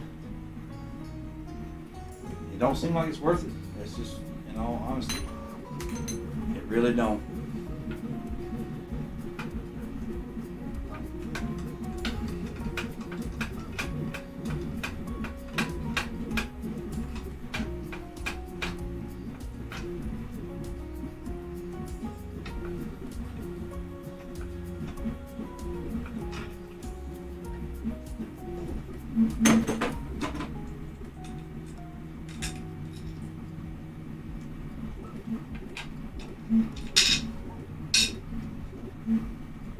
You guys are fixing to see what I was talking about here. Let's see. Let's lay this back out of the way. know that it's like that.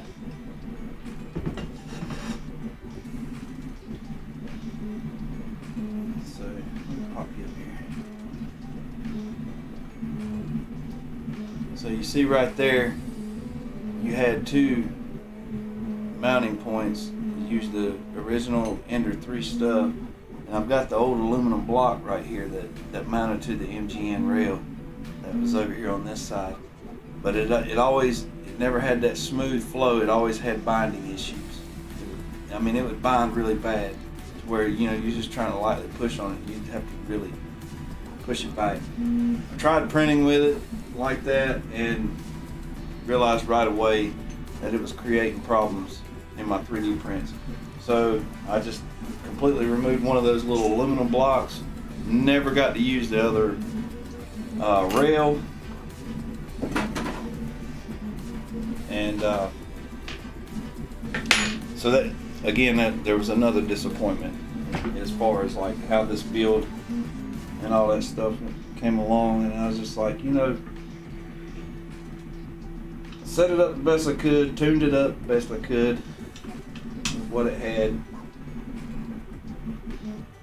and just let it go. And then I come across boron. And I was like, wow, that's what I was looking for in a printer, in a 3D printer. So I had my eye on them for a long time, and finally started saving up money and putting together the parts and things to do this Trident. And after going through this whole Trident build process, seeing how great Clipper firmware works and everything like that, yeah, Trident's definitely, or boron's definitely got a fanboy, I guess you could say, for this.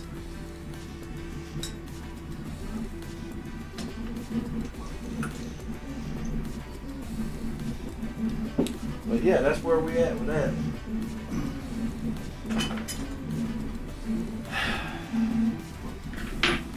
See, it feels really free right now. You put that belt tension on it, and that's a wrap.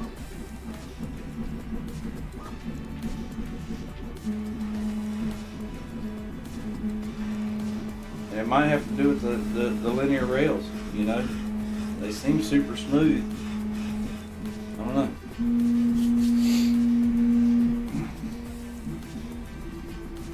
Let's see.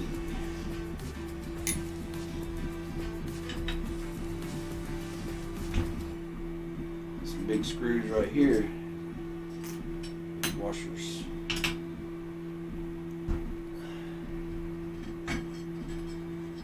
So we will be needing that. So I need a box for parts that I'm going to keep, because so far I have two parts that are going on it.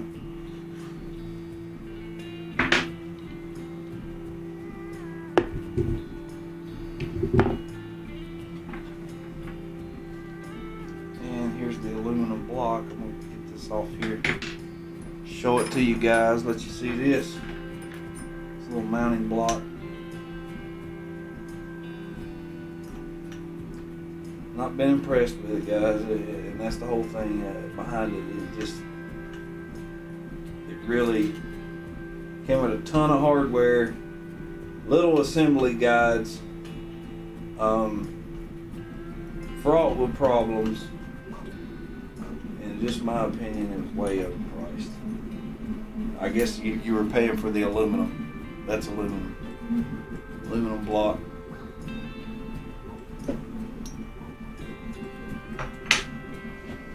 Basically paying for the aluminum.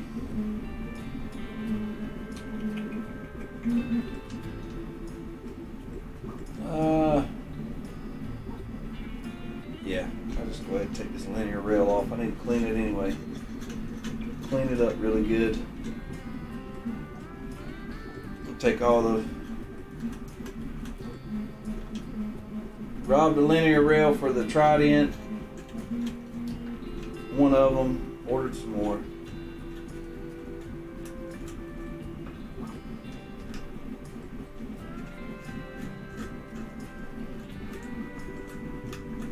these right here, these linear rails, I think that's on the Z right here on the side. I think they're like 350 millimeters, so may wind up having to cut them down.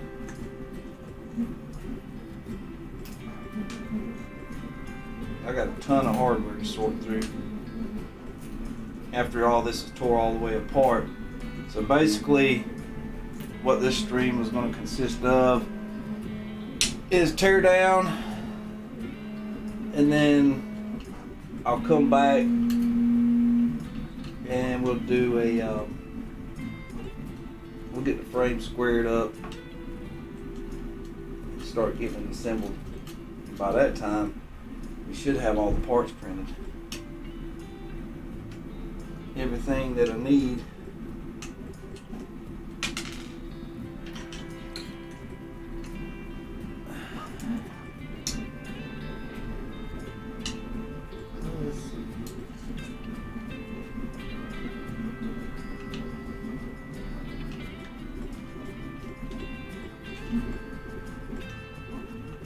Yeah, they were talking about like in some of the documentation for this printer, and I did buy one, like a dial indicator gauge, and I mean it was like getting super freaking precise on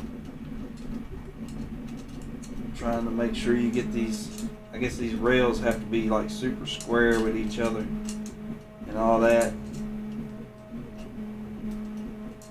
Done it, and I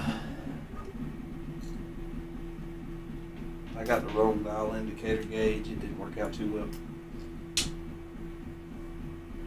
Also, like, you know, it says like certain, I guess you need to be able to put certain torques on these linear rails, certain amount of torque. I'm like, God knows, it's a lot. It's an awful lot. Like I said, if I'd have took the time to do all that, I might not have had these problems.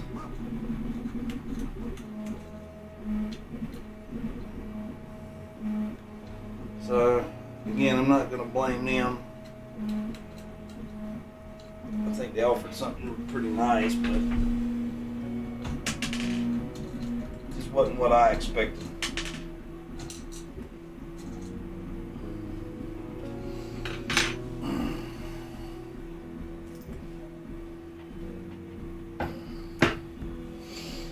Wasn't what I expected it to be. It's a fun little build process. And as you know, as I'm tearing this thing apart, you're going to see all kinds of different things that I kind of had to troubleshoot on my own and figure out and fix and repair and do different mods to get it to act right.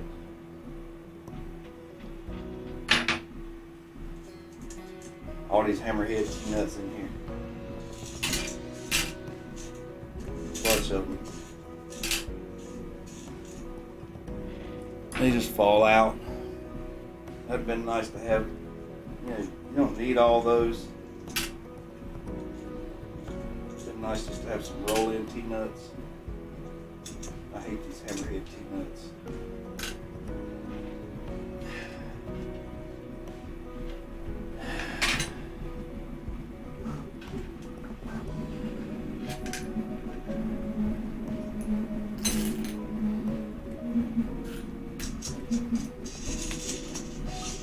Oh, that worked pretty good. The magnet right there.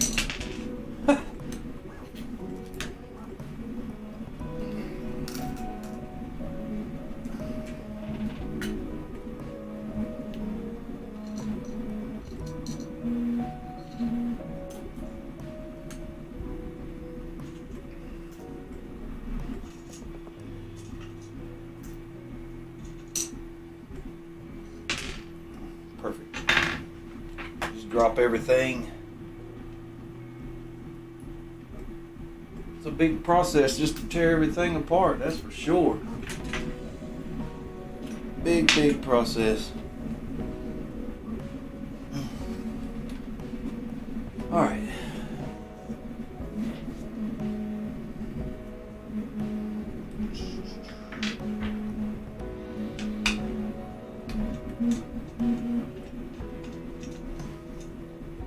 pure hammerhead T-nuts. Ton of them.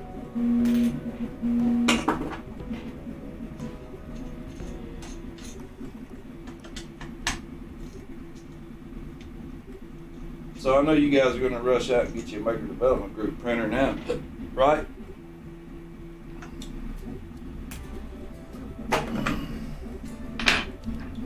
Maker Development Group mod for the Ender 3.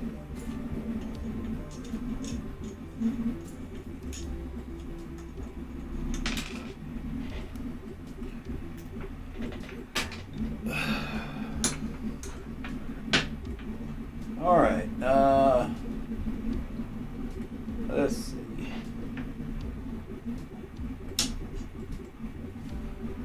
I better put some zip ties on this linear rail so I don't mess it up.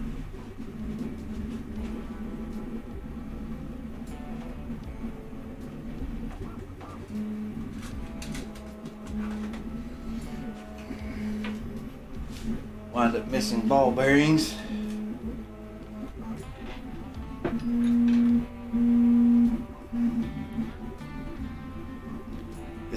Is that printer being like real noisy next to that microphone like that?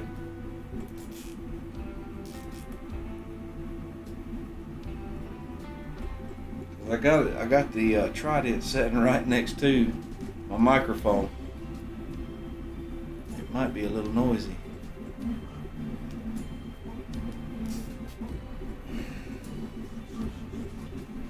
Oh, the wife is bringing me a sweet tea.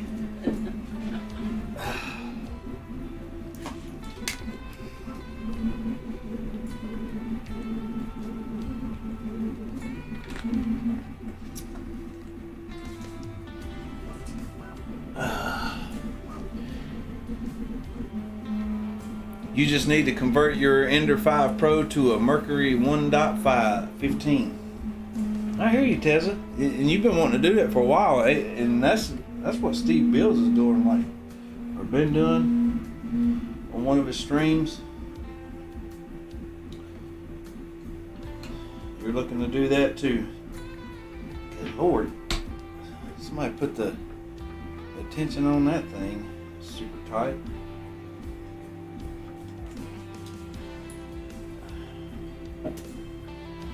I think a lot of this hardware I'm probably not going to be able to, nope, not bad.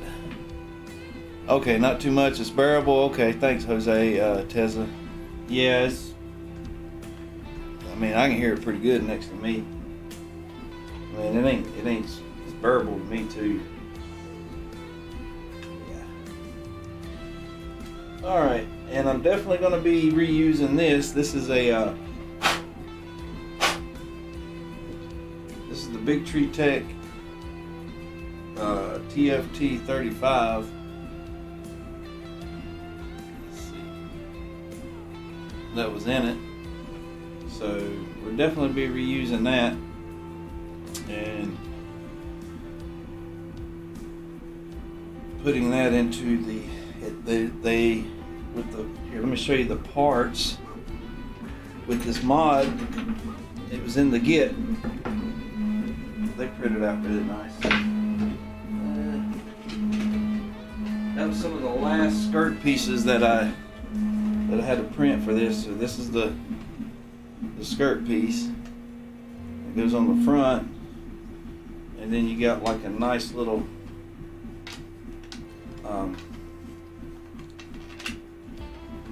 place to mount your screen right there. So I think it goes. Yeah. No, I had it right. Yeah. There's something like that right there. So these are the parts that was printed for it on the Ender. I mean the Trident. So that's going to be a nice little place to put it right here on the front. And I have my touch screen back, which is really cool. I haven't been using the touch screen on this, and the reason being was after I had to go in, I done what they do in Marlin. It's kind of like input shaping in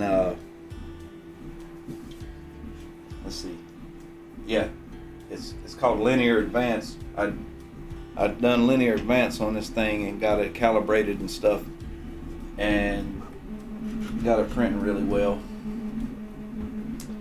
but it threw off my touch screen. It wasn't acting right, so I didn't feel like going back through VS Code and all that nonsense of getting that mess set up. So I just left it. Yeah, our dollar's still heading south of the US dollar. Oh no. Ain't good, Tessa. Yeah, I look for our dollar to be useless pretty soon too. They're talking about rolling out the central bank digital currency here in the States. I don't know if you guys have heard anything of that. Central bank digital currency. It sounds like something we all need.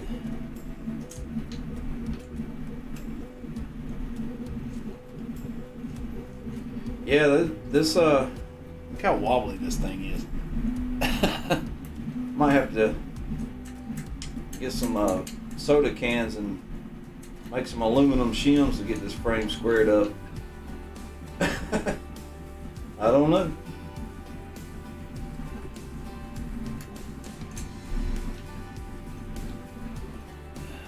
We'll see how well this thing goes as far as the build processes and whatnot. It's gonna be a lot of fun, I'm sure. I'm sure of it. Because the Trident was a lot of fun.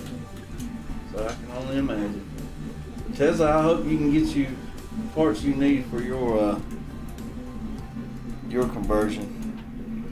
That Mercury printer is definitely a real interesting mod. And that's a mod that you do to the Ender 5?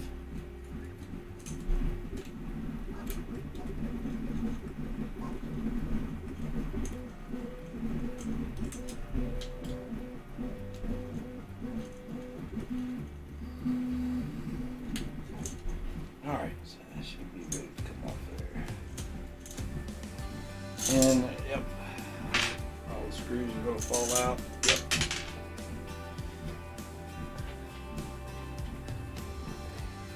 We're making one heck of a mess today, y'all.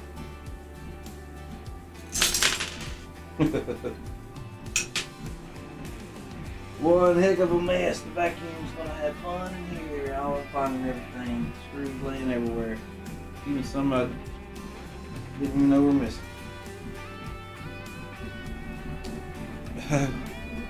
Let's see, I'm just gonna take it easy, dump it out of my shirt. Make it easy.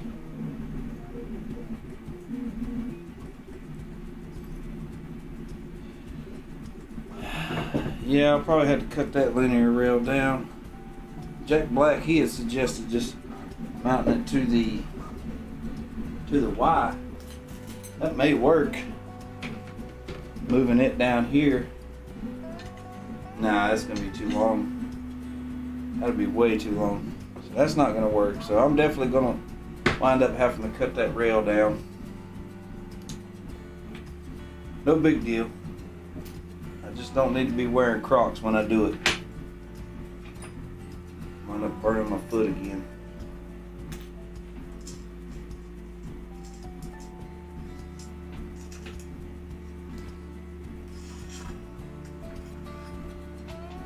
Got aluminum sharp on the end of them extrusions there. Yep, Core XY and a kinematic bed.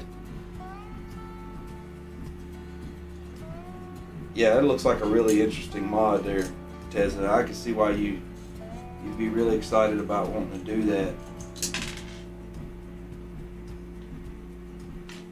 I like it.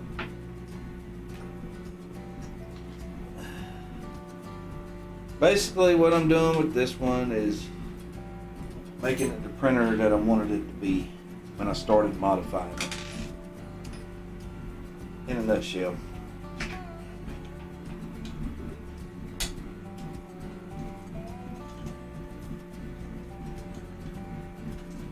That's the idea behind it.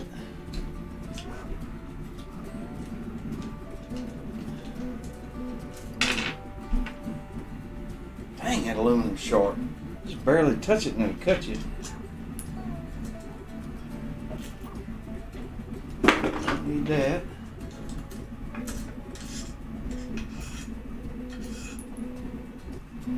And I got a ton, I mean a ton of freaking T-nuts on this thing.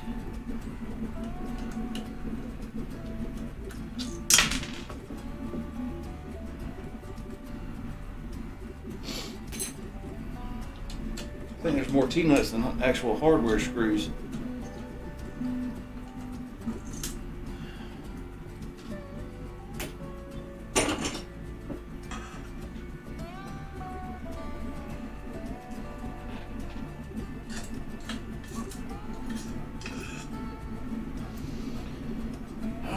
So there's that. Yeah. Zip tie off the end of this linear rail, set it to the side before I accidentally knock it off and lose my bearings. Don't want to do that.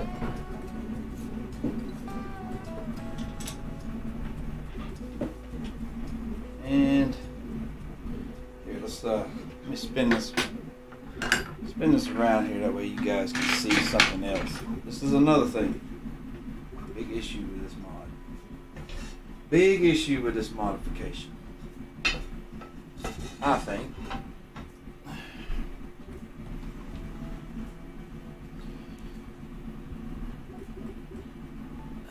So around here, I wind up looking at this camera, that wouldn't be good. Around here where your power supply mounts, I had to do some finagling and use one of the screws that come with it. I had to find this spacer. I think I took it off the original ender just to make that where that would work. So that was bothersome and ugly. And then back here on the back, the same thing, you know. And all that is, and this is something that they didn't suggest in it, but I did it. I grounded the frame, you know, done an earth and ground right here to my power supply because I'd converted everything over to linear rails. So that was something that wasn't suggested in the mod. That's something I did. I just happened to come across other guys doing modifications with, you know, ender 3s and linear rails, and that was one of the things that they said that it's not a bad idea. I kind of picked up on that and was like, yeah, that probably isn't a bad idea. You know, being electricity and stuff like that. Probably going to have to replace the motherboard though as well. You can't get Clipper to install on the 4.2.2 board. What kind of board you needing, Tezza?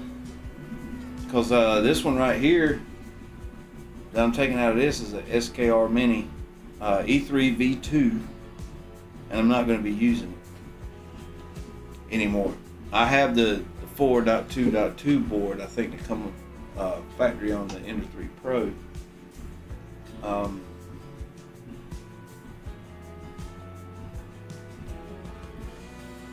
But I'm not going to be using the board in this one anymore.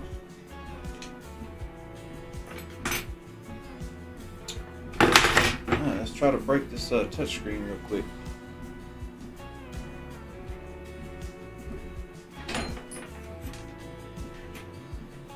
Good idea, grounded frame always handy. Yeah, well, it wasn't my idea. It was just I'd seen where guys were talking about, you know, the risk of electrical shock with some guys. You know, I watch a lot of YouTube videos, but some guys were talking about putting linear rails on a printer that was originally V-slot rollers.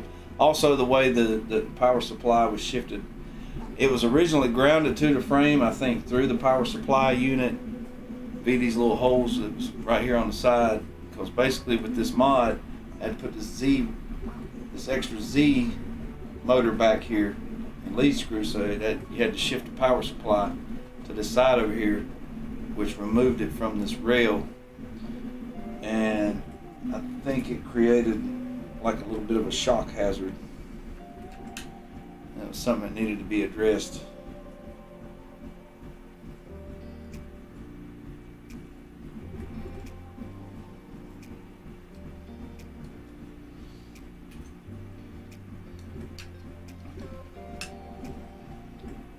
You're going to need more drivers. The Mercury uses 5 motors plus an extruder.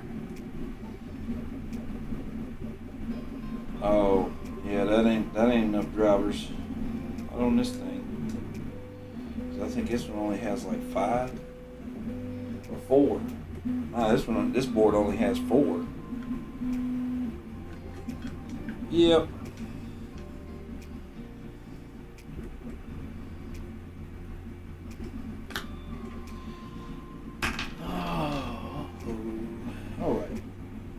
Don't need that no more, but we do want this. Let's go touch screen. Wipe that off. Clean that up with some rubbing alcohol here in a little bit. Fingerprints is all over it. I'm just gonna set it over here off to the side.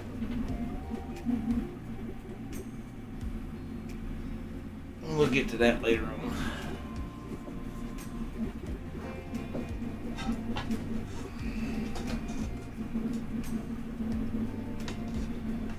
Let's see. More stuff. Let's see. I think I'm printing a new knob for that. It says boron.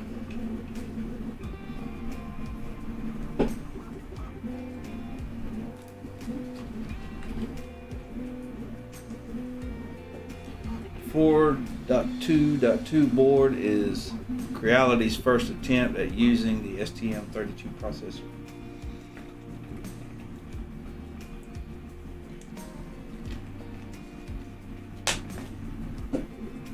Yeah, I think I have that board in here. I thought that's what they called that one, the 4.2.2. I don't know though, I might be wrong. Let's see. Yeah, go ahead and pull this limit switch off right here.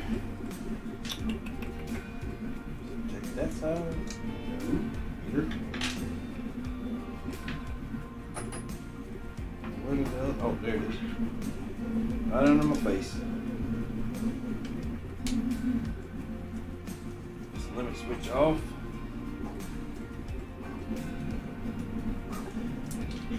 I don't think I'm going to be using none of the limit switches on this. I have I might. I don't know. I have some in here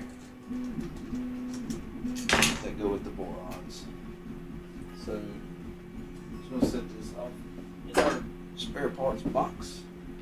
Let's see, all this stuff can go in there too, but I'm not going to be using none of that. Go ahead and get this cleaned up and out of the way.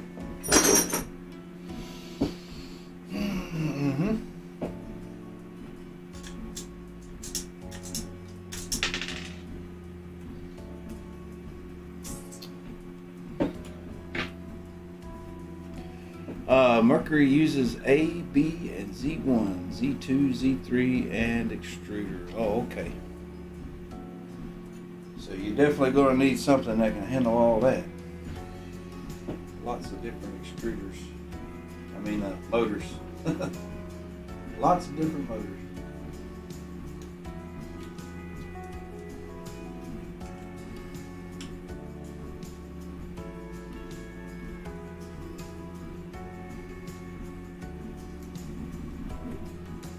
I can't remember how many stepper drivers this board had. I think this one, SKR Mini E3V2 had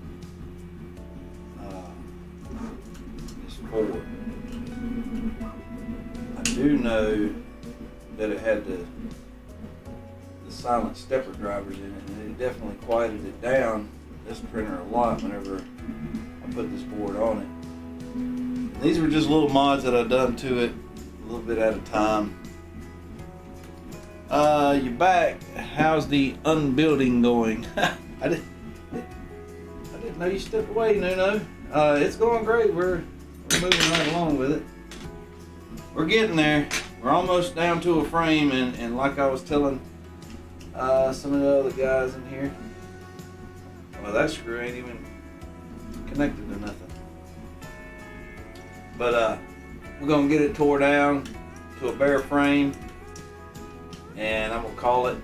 I'm hoping that's how far I'm gonna get it down to, and then we'll come back and do another stream of squaring the frame up and getting it ready for the Switchwire conversion. I think there's some little thing I got to do to the frame and shift and move a few things around to be able to get it to accept the way that the build goes for this Switchwire conversion. I'm gonna have to shift the Y rail forward. A little different mounting going on there. And other than that, I think basically it follows the Switchwire manual to a certain extent. Less the frame extensions more than likely, which probably won't be too hard to figure out. Oh, that's beautiful.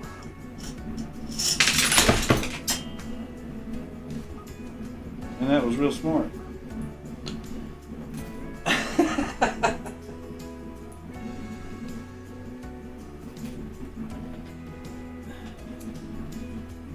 It's freaking that's beautiful. Alright, put my zip tie in this linear rail. And that's the last linear rail being removed. Like I said, I'm gonna have to cut 2 of these down. The ones I just took off. But I'm gonna get them cleaned up. Pick up these little bit screws here. Got stuff laying all over the floor in here.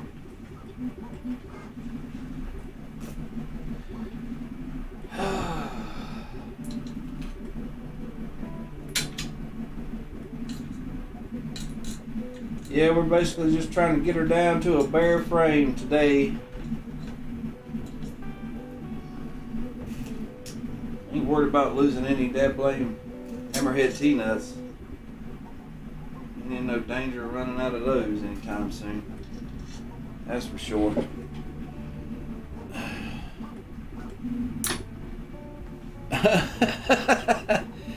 Oops. Yeah. Yeah, it jumped off there. It was so ready to get off this thing.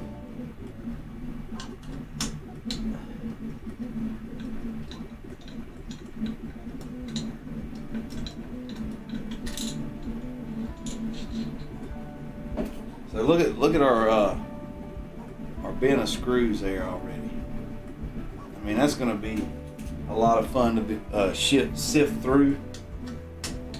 Try to figure out what I need.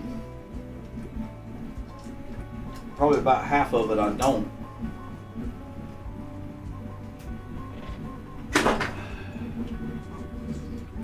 Knowing my luck.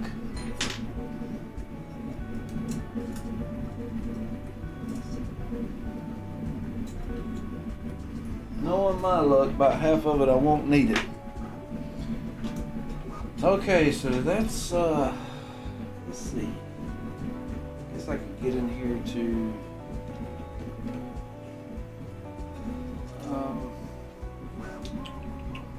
let me spin this thing around to the back side now. I need to get around to the back.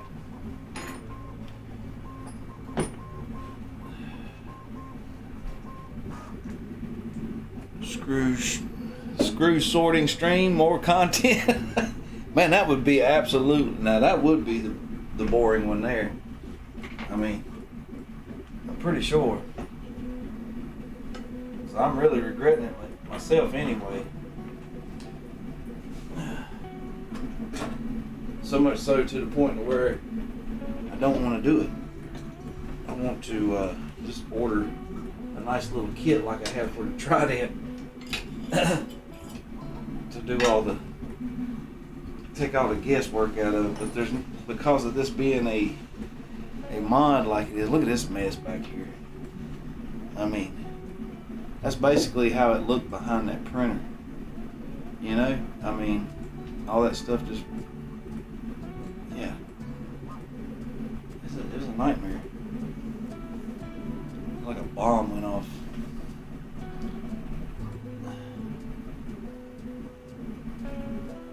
And where to start?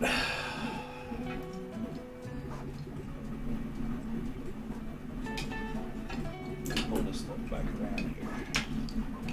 Just kind of let these things dangle a little bit. Put it out of the way. We won't need that motor. So, probably just take all this stuff off. I might want to rob the screws though, if I can use them. Sorting that lot will take a while. It absolutely will. Yeah, it's going to take a long while. But it won't be the first time I've done it, Teza. I've had a whole mess of screws and little small screws like this and stuff that I've gathered up over time from doing the drone builds and things, and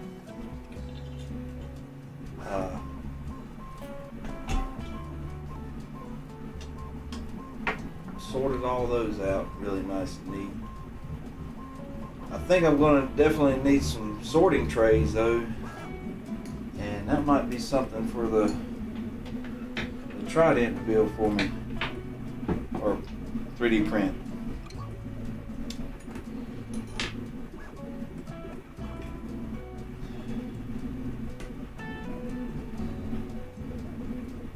It's definitely an awful lot of hardware. I don't know.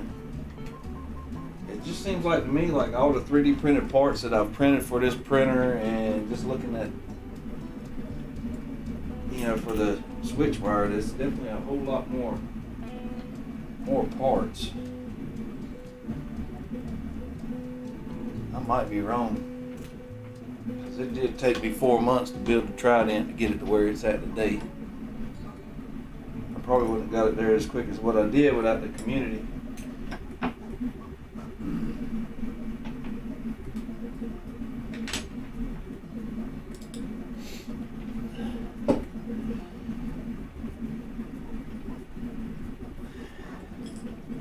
See, like little stuff like this though, who knows, you might need that. I might can use that. Well, I ain't gonna use the brackets and bearings, and I'm not gonna use that motor.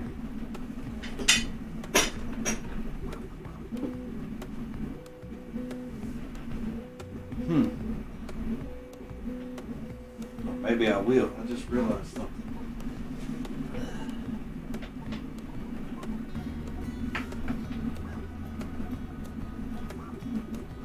Two different size steppers for the Z motor. Might wind up having to pull that pulley off, and might at least have the same size steppers on the gantry.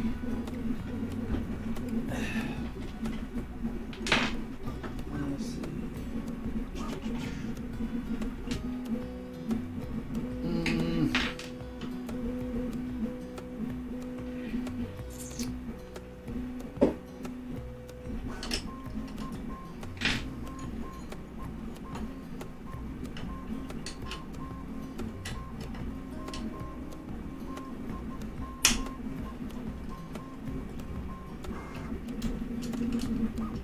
Some of this stuff is little aftermarket things that I picked up and kind of added to it here and there too. Like, it didn't call for these, but they're like little bearing mounts. They just kind of kept your, I guess kept your Z lead screw stationary, where it wasn't just wobbling all around. I know some of y'all have probably seen some of the builds where the Z lead screws and all that stuff, they kind of tend to wobble like crazy.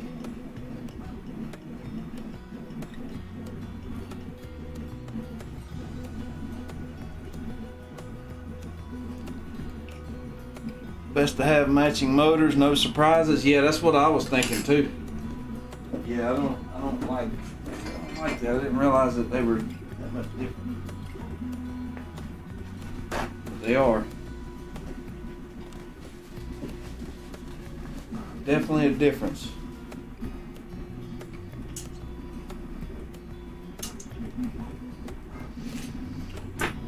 Okay.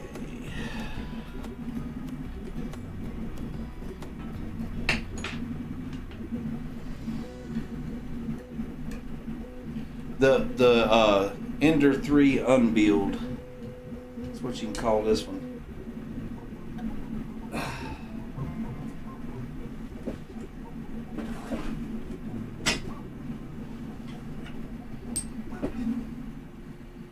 Ender 3 unbuild.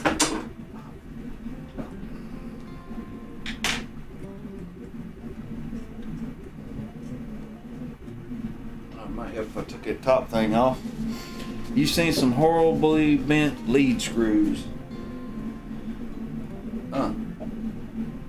I can imagine. I mean, I heard people say bad things about lead screws, and that was one of the things that one of the reasons why I liked the way the Trident looked, but I wasn't gonna go with this particular printer build when I built the Trident. But after talking to some people and seeing how well Steve builds the Trident printer turned out, and DeWitt 3Ds, I felt pretty confident about it, and I imagine some lead screws can get bent pretty good. Binding and all that stuff. Things kind of don't go the way they're supposed to go, and they go the way maybe we tell them to go by accident. I can see where that might could be a problem.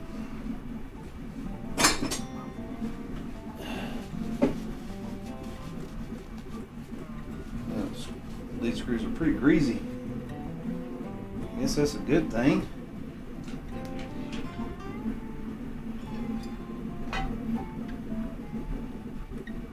Golly. Somebody wanted that one tight. I mean, somebody really wanted that one tight. Must have been a bad day that day. Dang. It must have been a really bad day that day.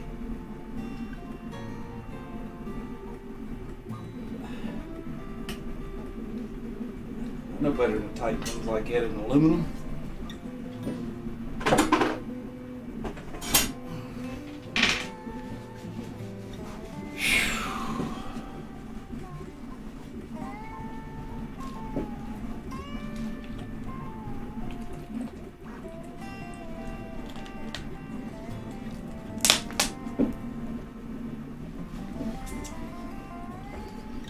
All right, so we're on to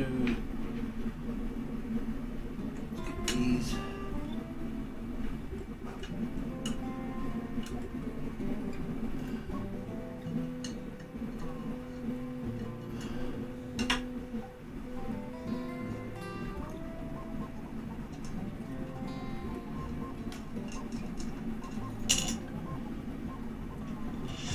Oh, that mounted in the original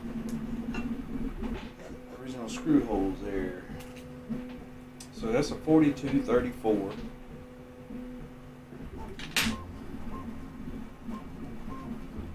I thought I was going to reuse these.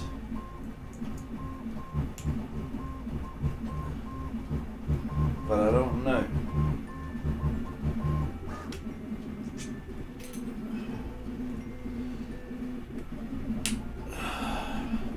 Don't know about this. Got two different size steppers for the Z. I was going to make these two my Z and Y because I got the 4240, for the Y or the Z and the X. But that being said, I have 3 different freaking size steppers for all the axes, and I don't like that. I don't like that one bit. I didn't realize it was going to be like that. I didn't want to have to pull the motors. I might just, what do you call it, like a little shaft pulling tool. I think I seen Steve, he showed one on one of his build streams. Steve builds. Yeah.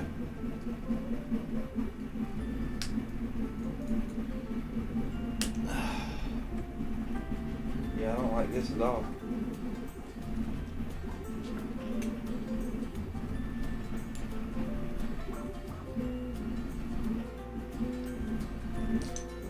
It don't seem like that's going to be a good idea to do.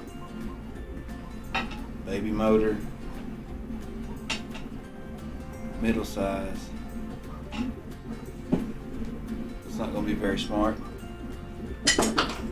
I don't think that's going to be very smart.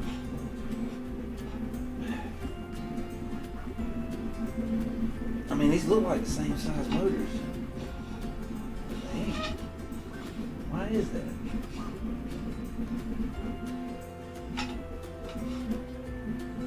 What's going on here?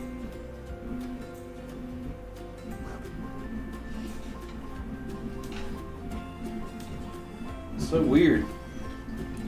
Maybe they are the same. You got one of those small CNC mill kits from China, and the lead screws had nearly an inch of round out. Wow, that's a significant amount of round out there.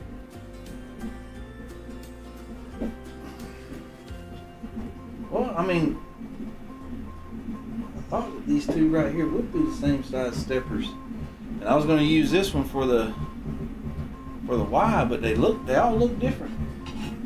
I was going to use these for the motion system, the gantry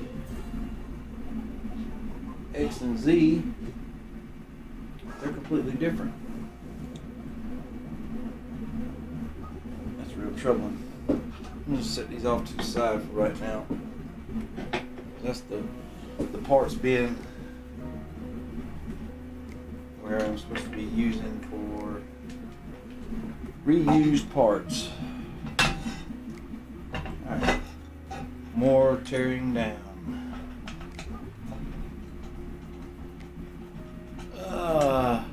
One is the original Creality, the other isn't. Yeah, but are they the same size? That's the thing. They don't look like it. I mean, maybe it is.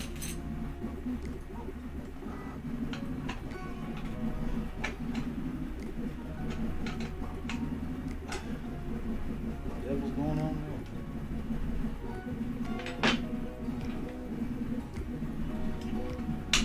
Got a million different sizes here of screws.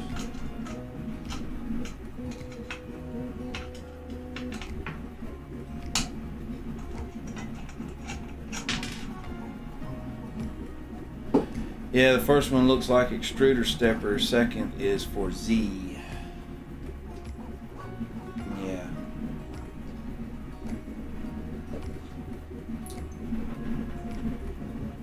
I don't think we're gonna need that limit switch.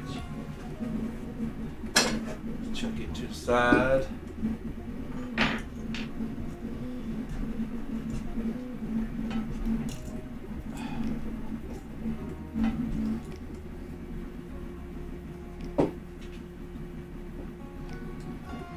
And see, we're back here on this power supply. Now, get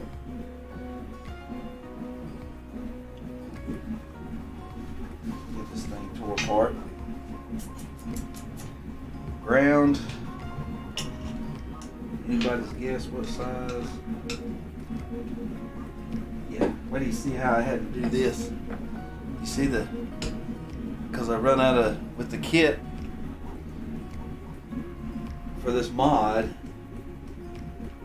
I run out of screws, and like I said, it wasn't nothing talking about grounding it or anywhere to ground or telling you where to ground it. Yeah. So I had to take some old spacers off the old ender printer. Make do with what I had. Pain in the butt. This was a chintzy little way to get your power supply mounted on here too, I thought. Didn't like it at all.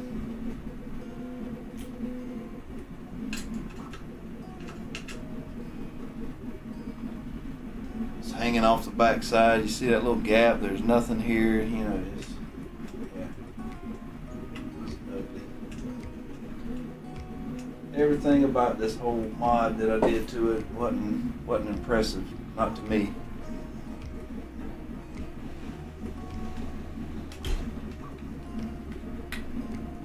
Got one over here, different size. Yeah, first one looks like extruder stuff. Oh yeah, we done read that. Here, rereading.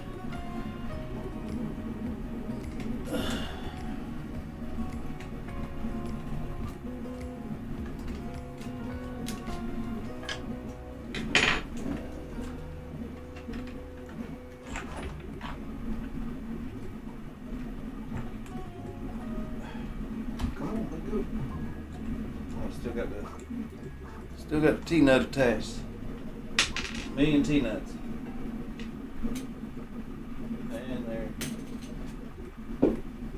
Alright, let's pick this up. We're getting there, fellas. And there's our power supply. Let's see. Take that off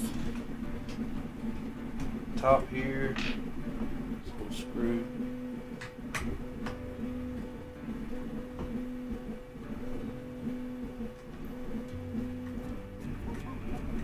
Try this singing away over here, fellas. Doing a great job.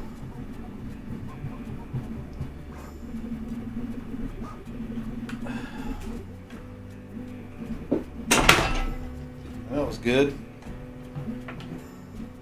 Hope that didn't break nothing.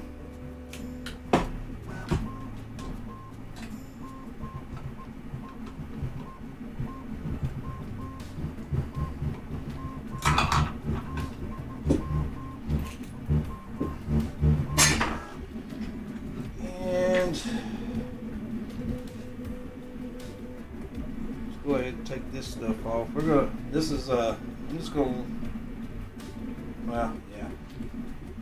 Guess I'll go ahead and tear this apart. Guess I can.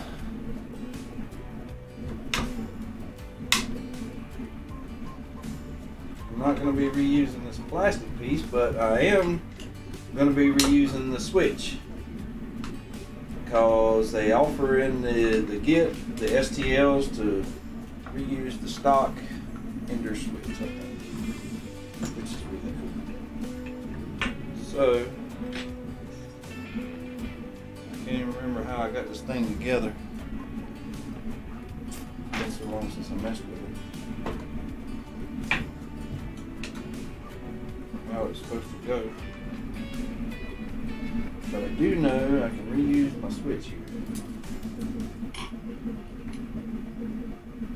which is a good thing.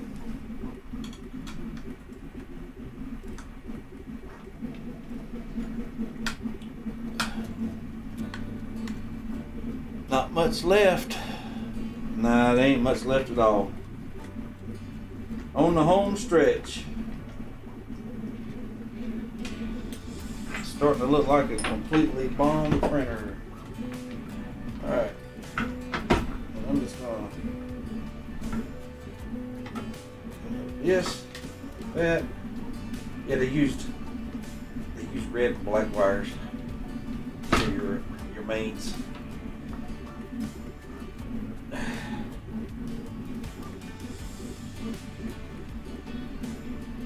Come on. That's pretty good. Good Lord. stuck really good. Gonna need that. And let's get this nightmare off here. Don't need that, but we do need the power supply. And all these crazy wires are coming off here. Just gonna go ahead and take them off and chunk them in the. I am not using these boxes.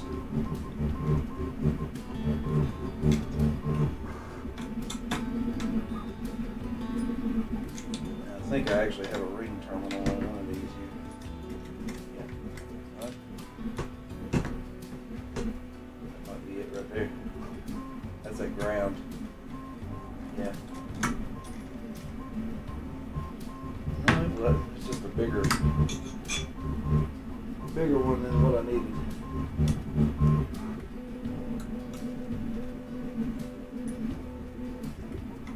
My eyes are terrible, y'all.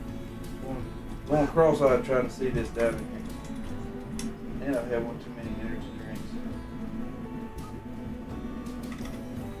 Come on now. Back in there. Get back in there, you.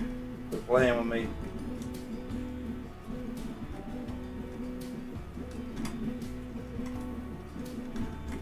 It ain't wanting to go.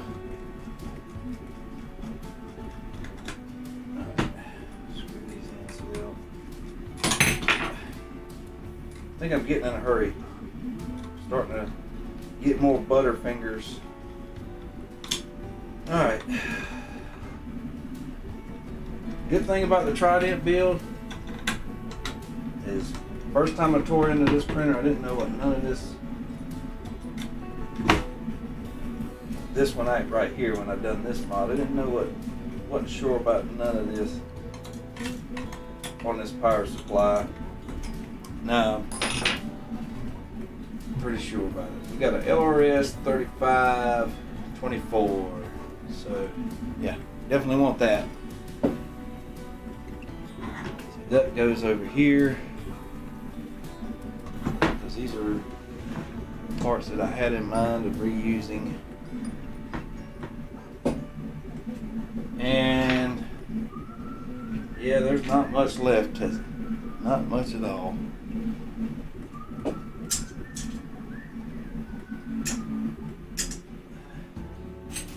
Frame will need a good cleaning. It's been pretty dirty.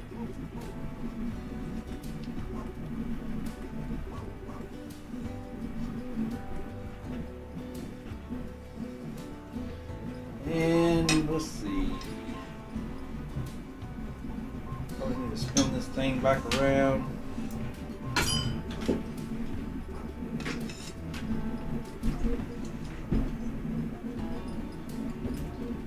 I did say I was going to set up the Lazy Susan and I didn't do it.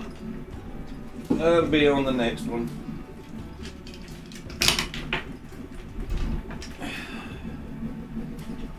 Oh, Lord mercy.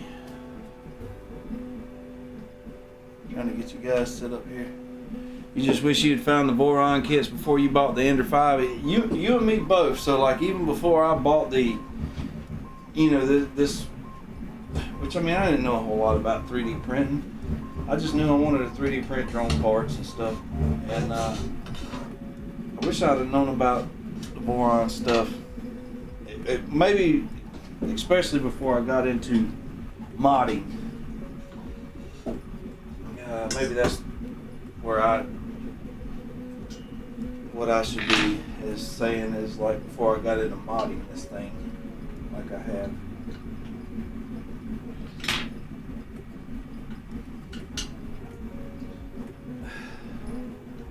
And we're getting to that's trying to strip.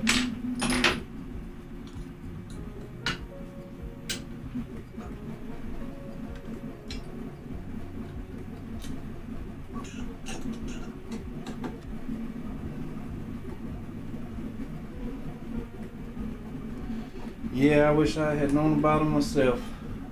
It would save me a whole lot of heartache. Maybe this one. Got a million different freaking Allen wrenches up here for all this stuff.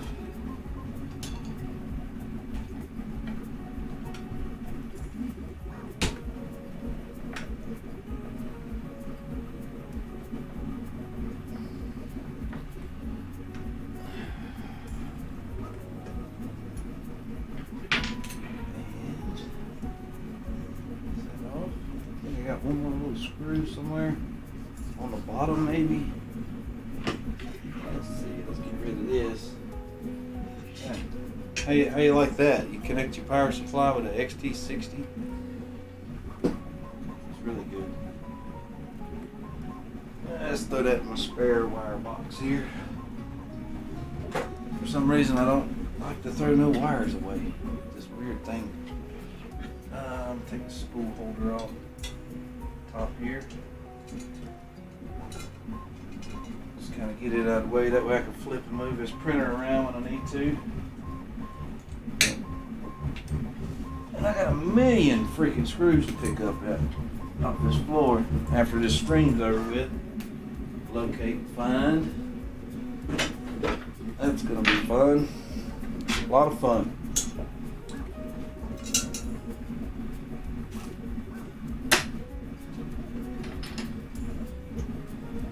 Alright.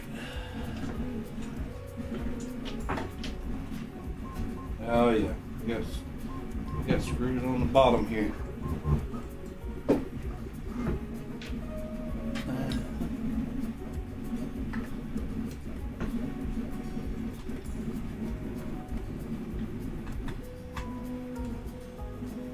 You just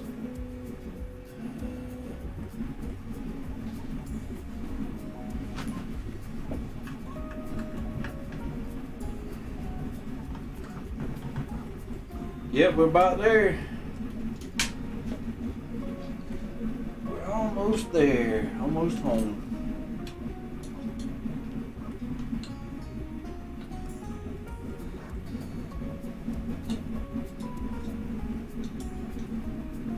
We are on the home stretch.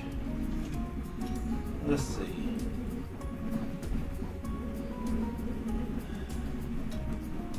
This little fan off here. It'll be getting a bigger cooling fan for the electronics after this.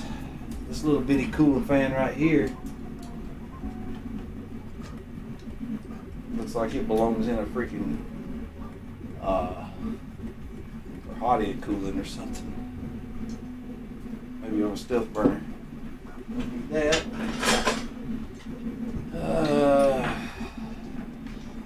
Yeah, that might work.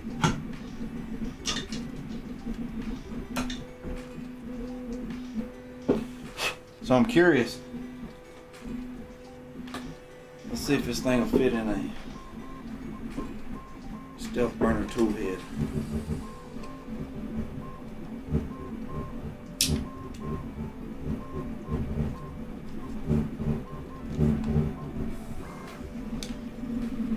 Maybe? No? Wrong size. Looks like it was the right size.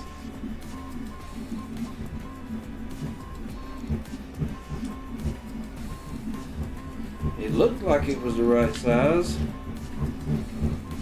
Oh, I was doing it all wrong. Yeah, it'll fit. How about that, fellas? Repurpose, maybe?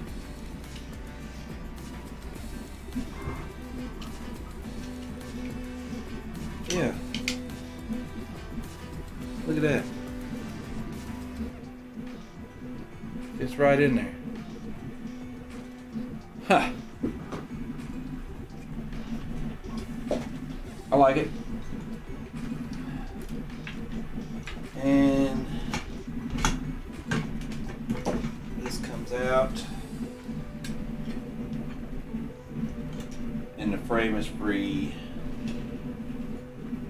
There's nothing left on it. We've got a little bit more to do. Let's see here. What do I want off of this? Probably nothing.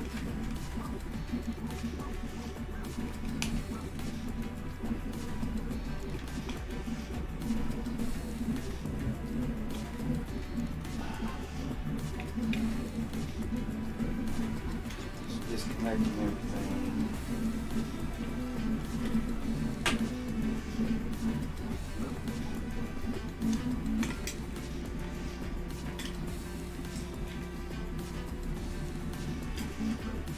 Just plug in everything. I don't know where that came from.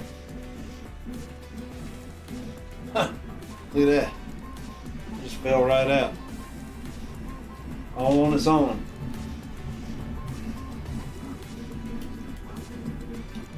And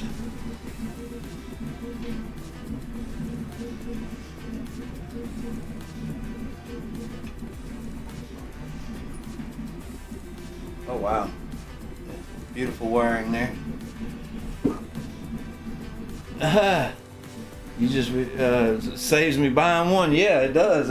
I like that. It's being repurposed instead of I got a bigger part cooling fan. Now, let's see. I'm just after detaching this bed from this board more than anything. I need a flathead screwdriver. Got one right here. Flathead screwdriver is helping me finish off destroying itself. This is what came with it. Like that.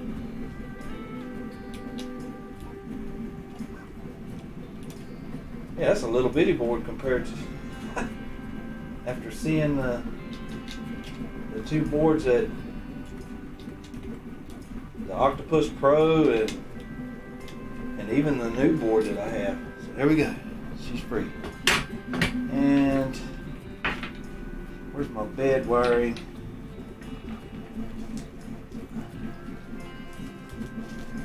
This is a mess going on here.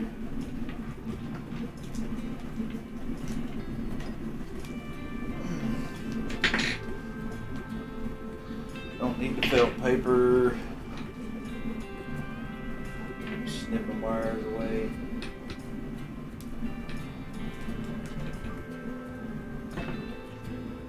And let's see, bed thermistor wire.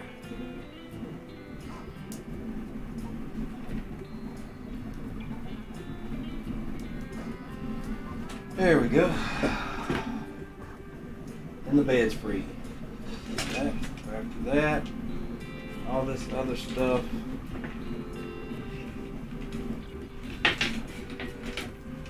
I'm just gonna pull it over here.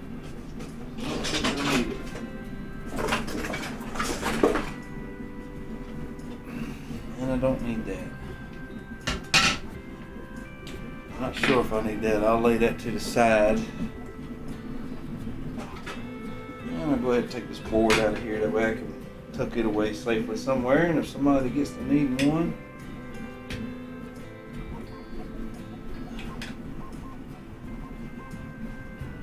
I'll have one. Yeah, this is the SKR Mini E3 version 2.0 that was on this. And I was gonna just reuse this board, which I could have done it.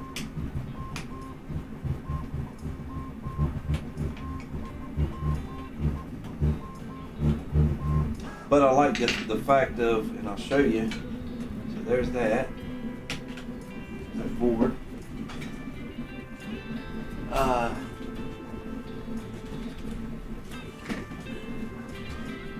like the idea of being able to, let's see, I think this is the, yeah, this is the Manta E3 EZ. So just a little bit bigger board.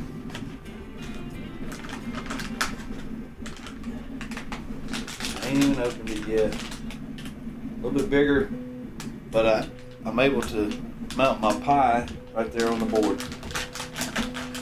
Or the Not Pi made by Big Tree Tech. And I may just use that. So I kind of like that idea. Instead of having to have two different, I guess you could say, like two different mounts for it or whatnot. Let's see, I'm just going to set this board to the side for right now so it doesn't get damaged. So basically The only parts that I'm salvaging from the printer to be reused is the bed, the power supply, the switch. Not really sure about these motors. Still on the fence about those right now at the moment. And the little bed mount. And of course the frame. So I'm gonna set these pieces to the side right here right now. And I'm gonna get the frame back up here, get it cleaned up the rest of the way. We'll have a look at it.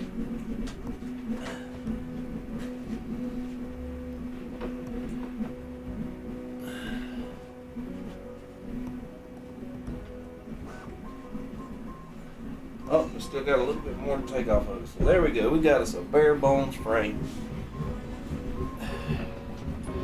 It's gonna wind up being a new Switchwire. Hopefully, eventually, just a little bit more of this Creality stuff to take off of it. So there, we did it. We killed a whole printer in one stream.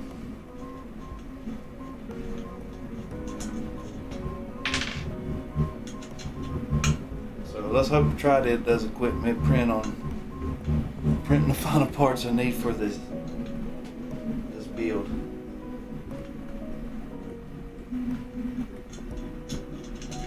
Which has been doing really good, and I think it's gonna continue to do good. Been quite impressed with the print quality of the TriDid 250. So much so, it inspired me to want to build another boron printer, which is what you're going to see right here come up out of this super big project. Another big project we're taking on, but yeah, there she is, guys. And actually the frame isn't rocking. It must have been sitting on something earlier. So I think what I got to do, pretty sure I have the plastic part already printed and put in there. I'll go ahead and do that.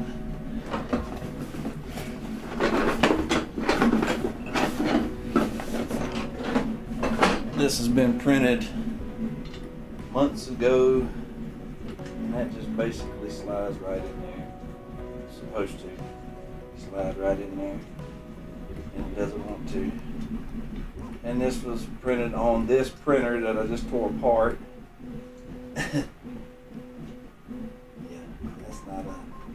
Don't like that, but it is. It will go. Maybe. Huh. That's odd.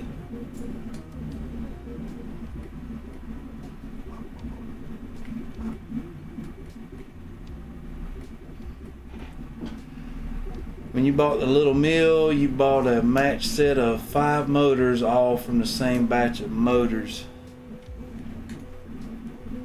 So, I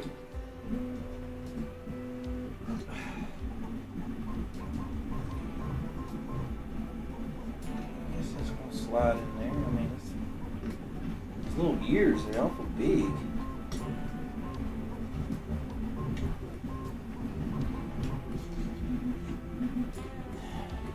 Seem like it's gonna slide in there too well at all.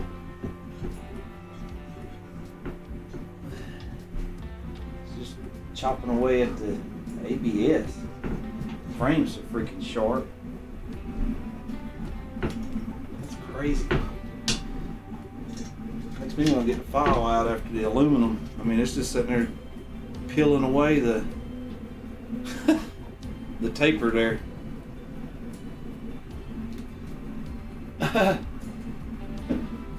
Yeah, let me get a file after this bottom piece here. I don't like that. All I'm gonna do is just take a file and kind of shave that a little bit. It's weird. It's so freaking sharp, it's cutting it.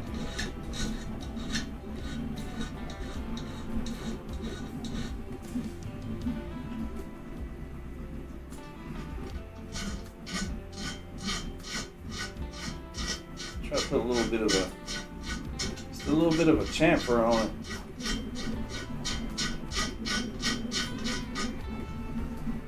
These are sharp. Chewing up my ABS as I was trying to put it in there. Which, truth be told, this part's probably a little bit over extruded because it was probably printed long before I done any input shaping or linear advance in Marlin for this printer before I even started doing any mods and all that, or not mods, but learning about Clipper and all that stuff. Yeah, it's definitely not going. Maybe it slides like this. You slide like that. Wants to go. Maybe I'm just being scared I'm gonna break it. Is that what the problem is?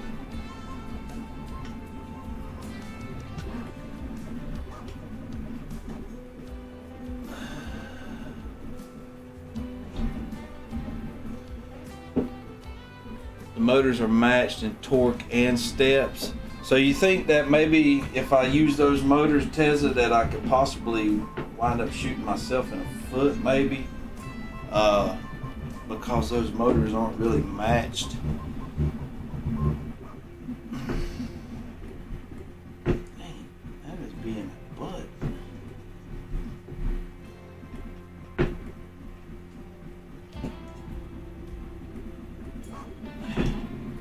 It doesn't want to go like that. And it doesn't want to go whenever I pinch it neither.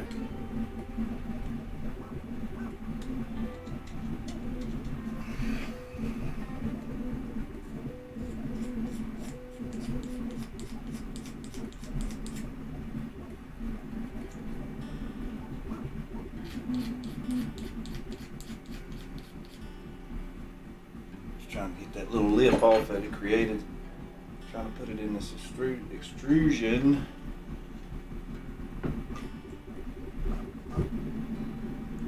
But it still just don't want to go. May wind up having to print another one of these. It's not going to go. I never did print this part, I don't think. Because I knew I already had it. I didn't print it with the tri-dip. I have a box of parts down here that I initially was going to do a Switchwire mod. Kind of started printing some of the skirt pieces. And never got around to doing it. That's definitely not going to go. Not like that. Not gonna go.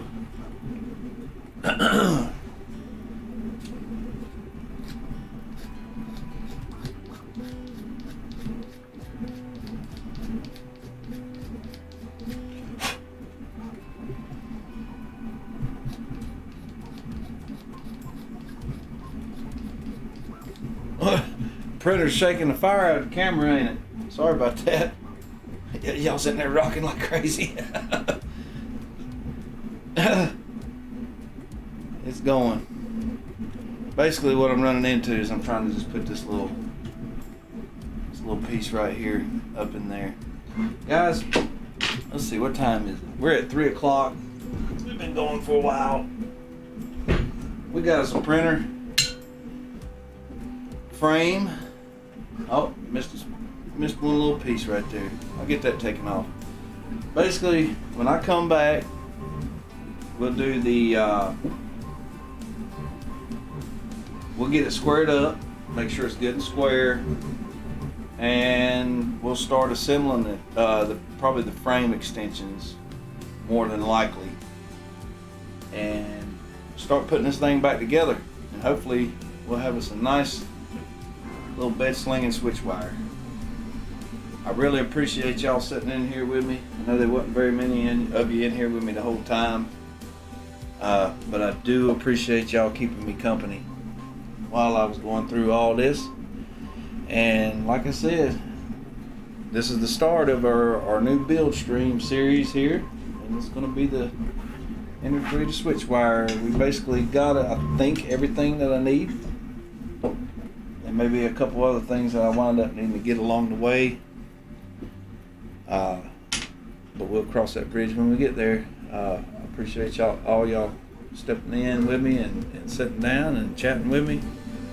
I hope y'all have a good rest of your day, and happy Memorial Day, everybody. I hope you have a good Memorial Day weekend. It's here from the States. Y'all have a good one.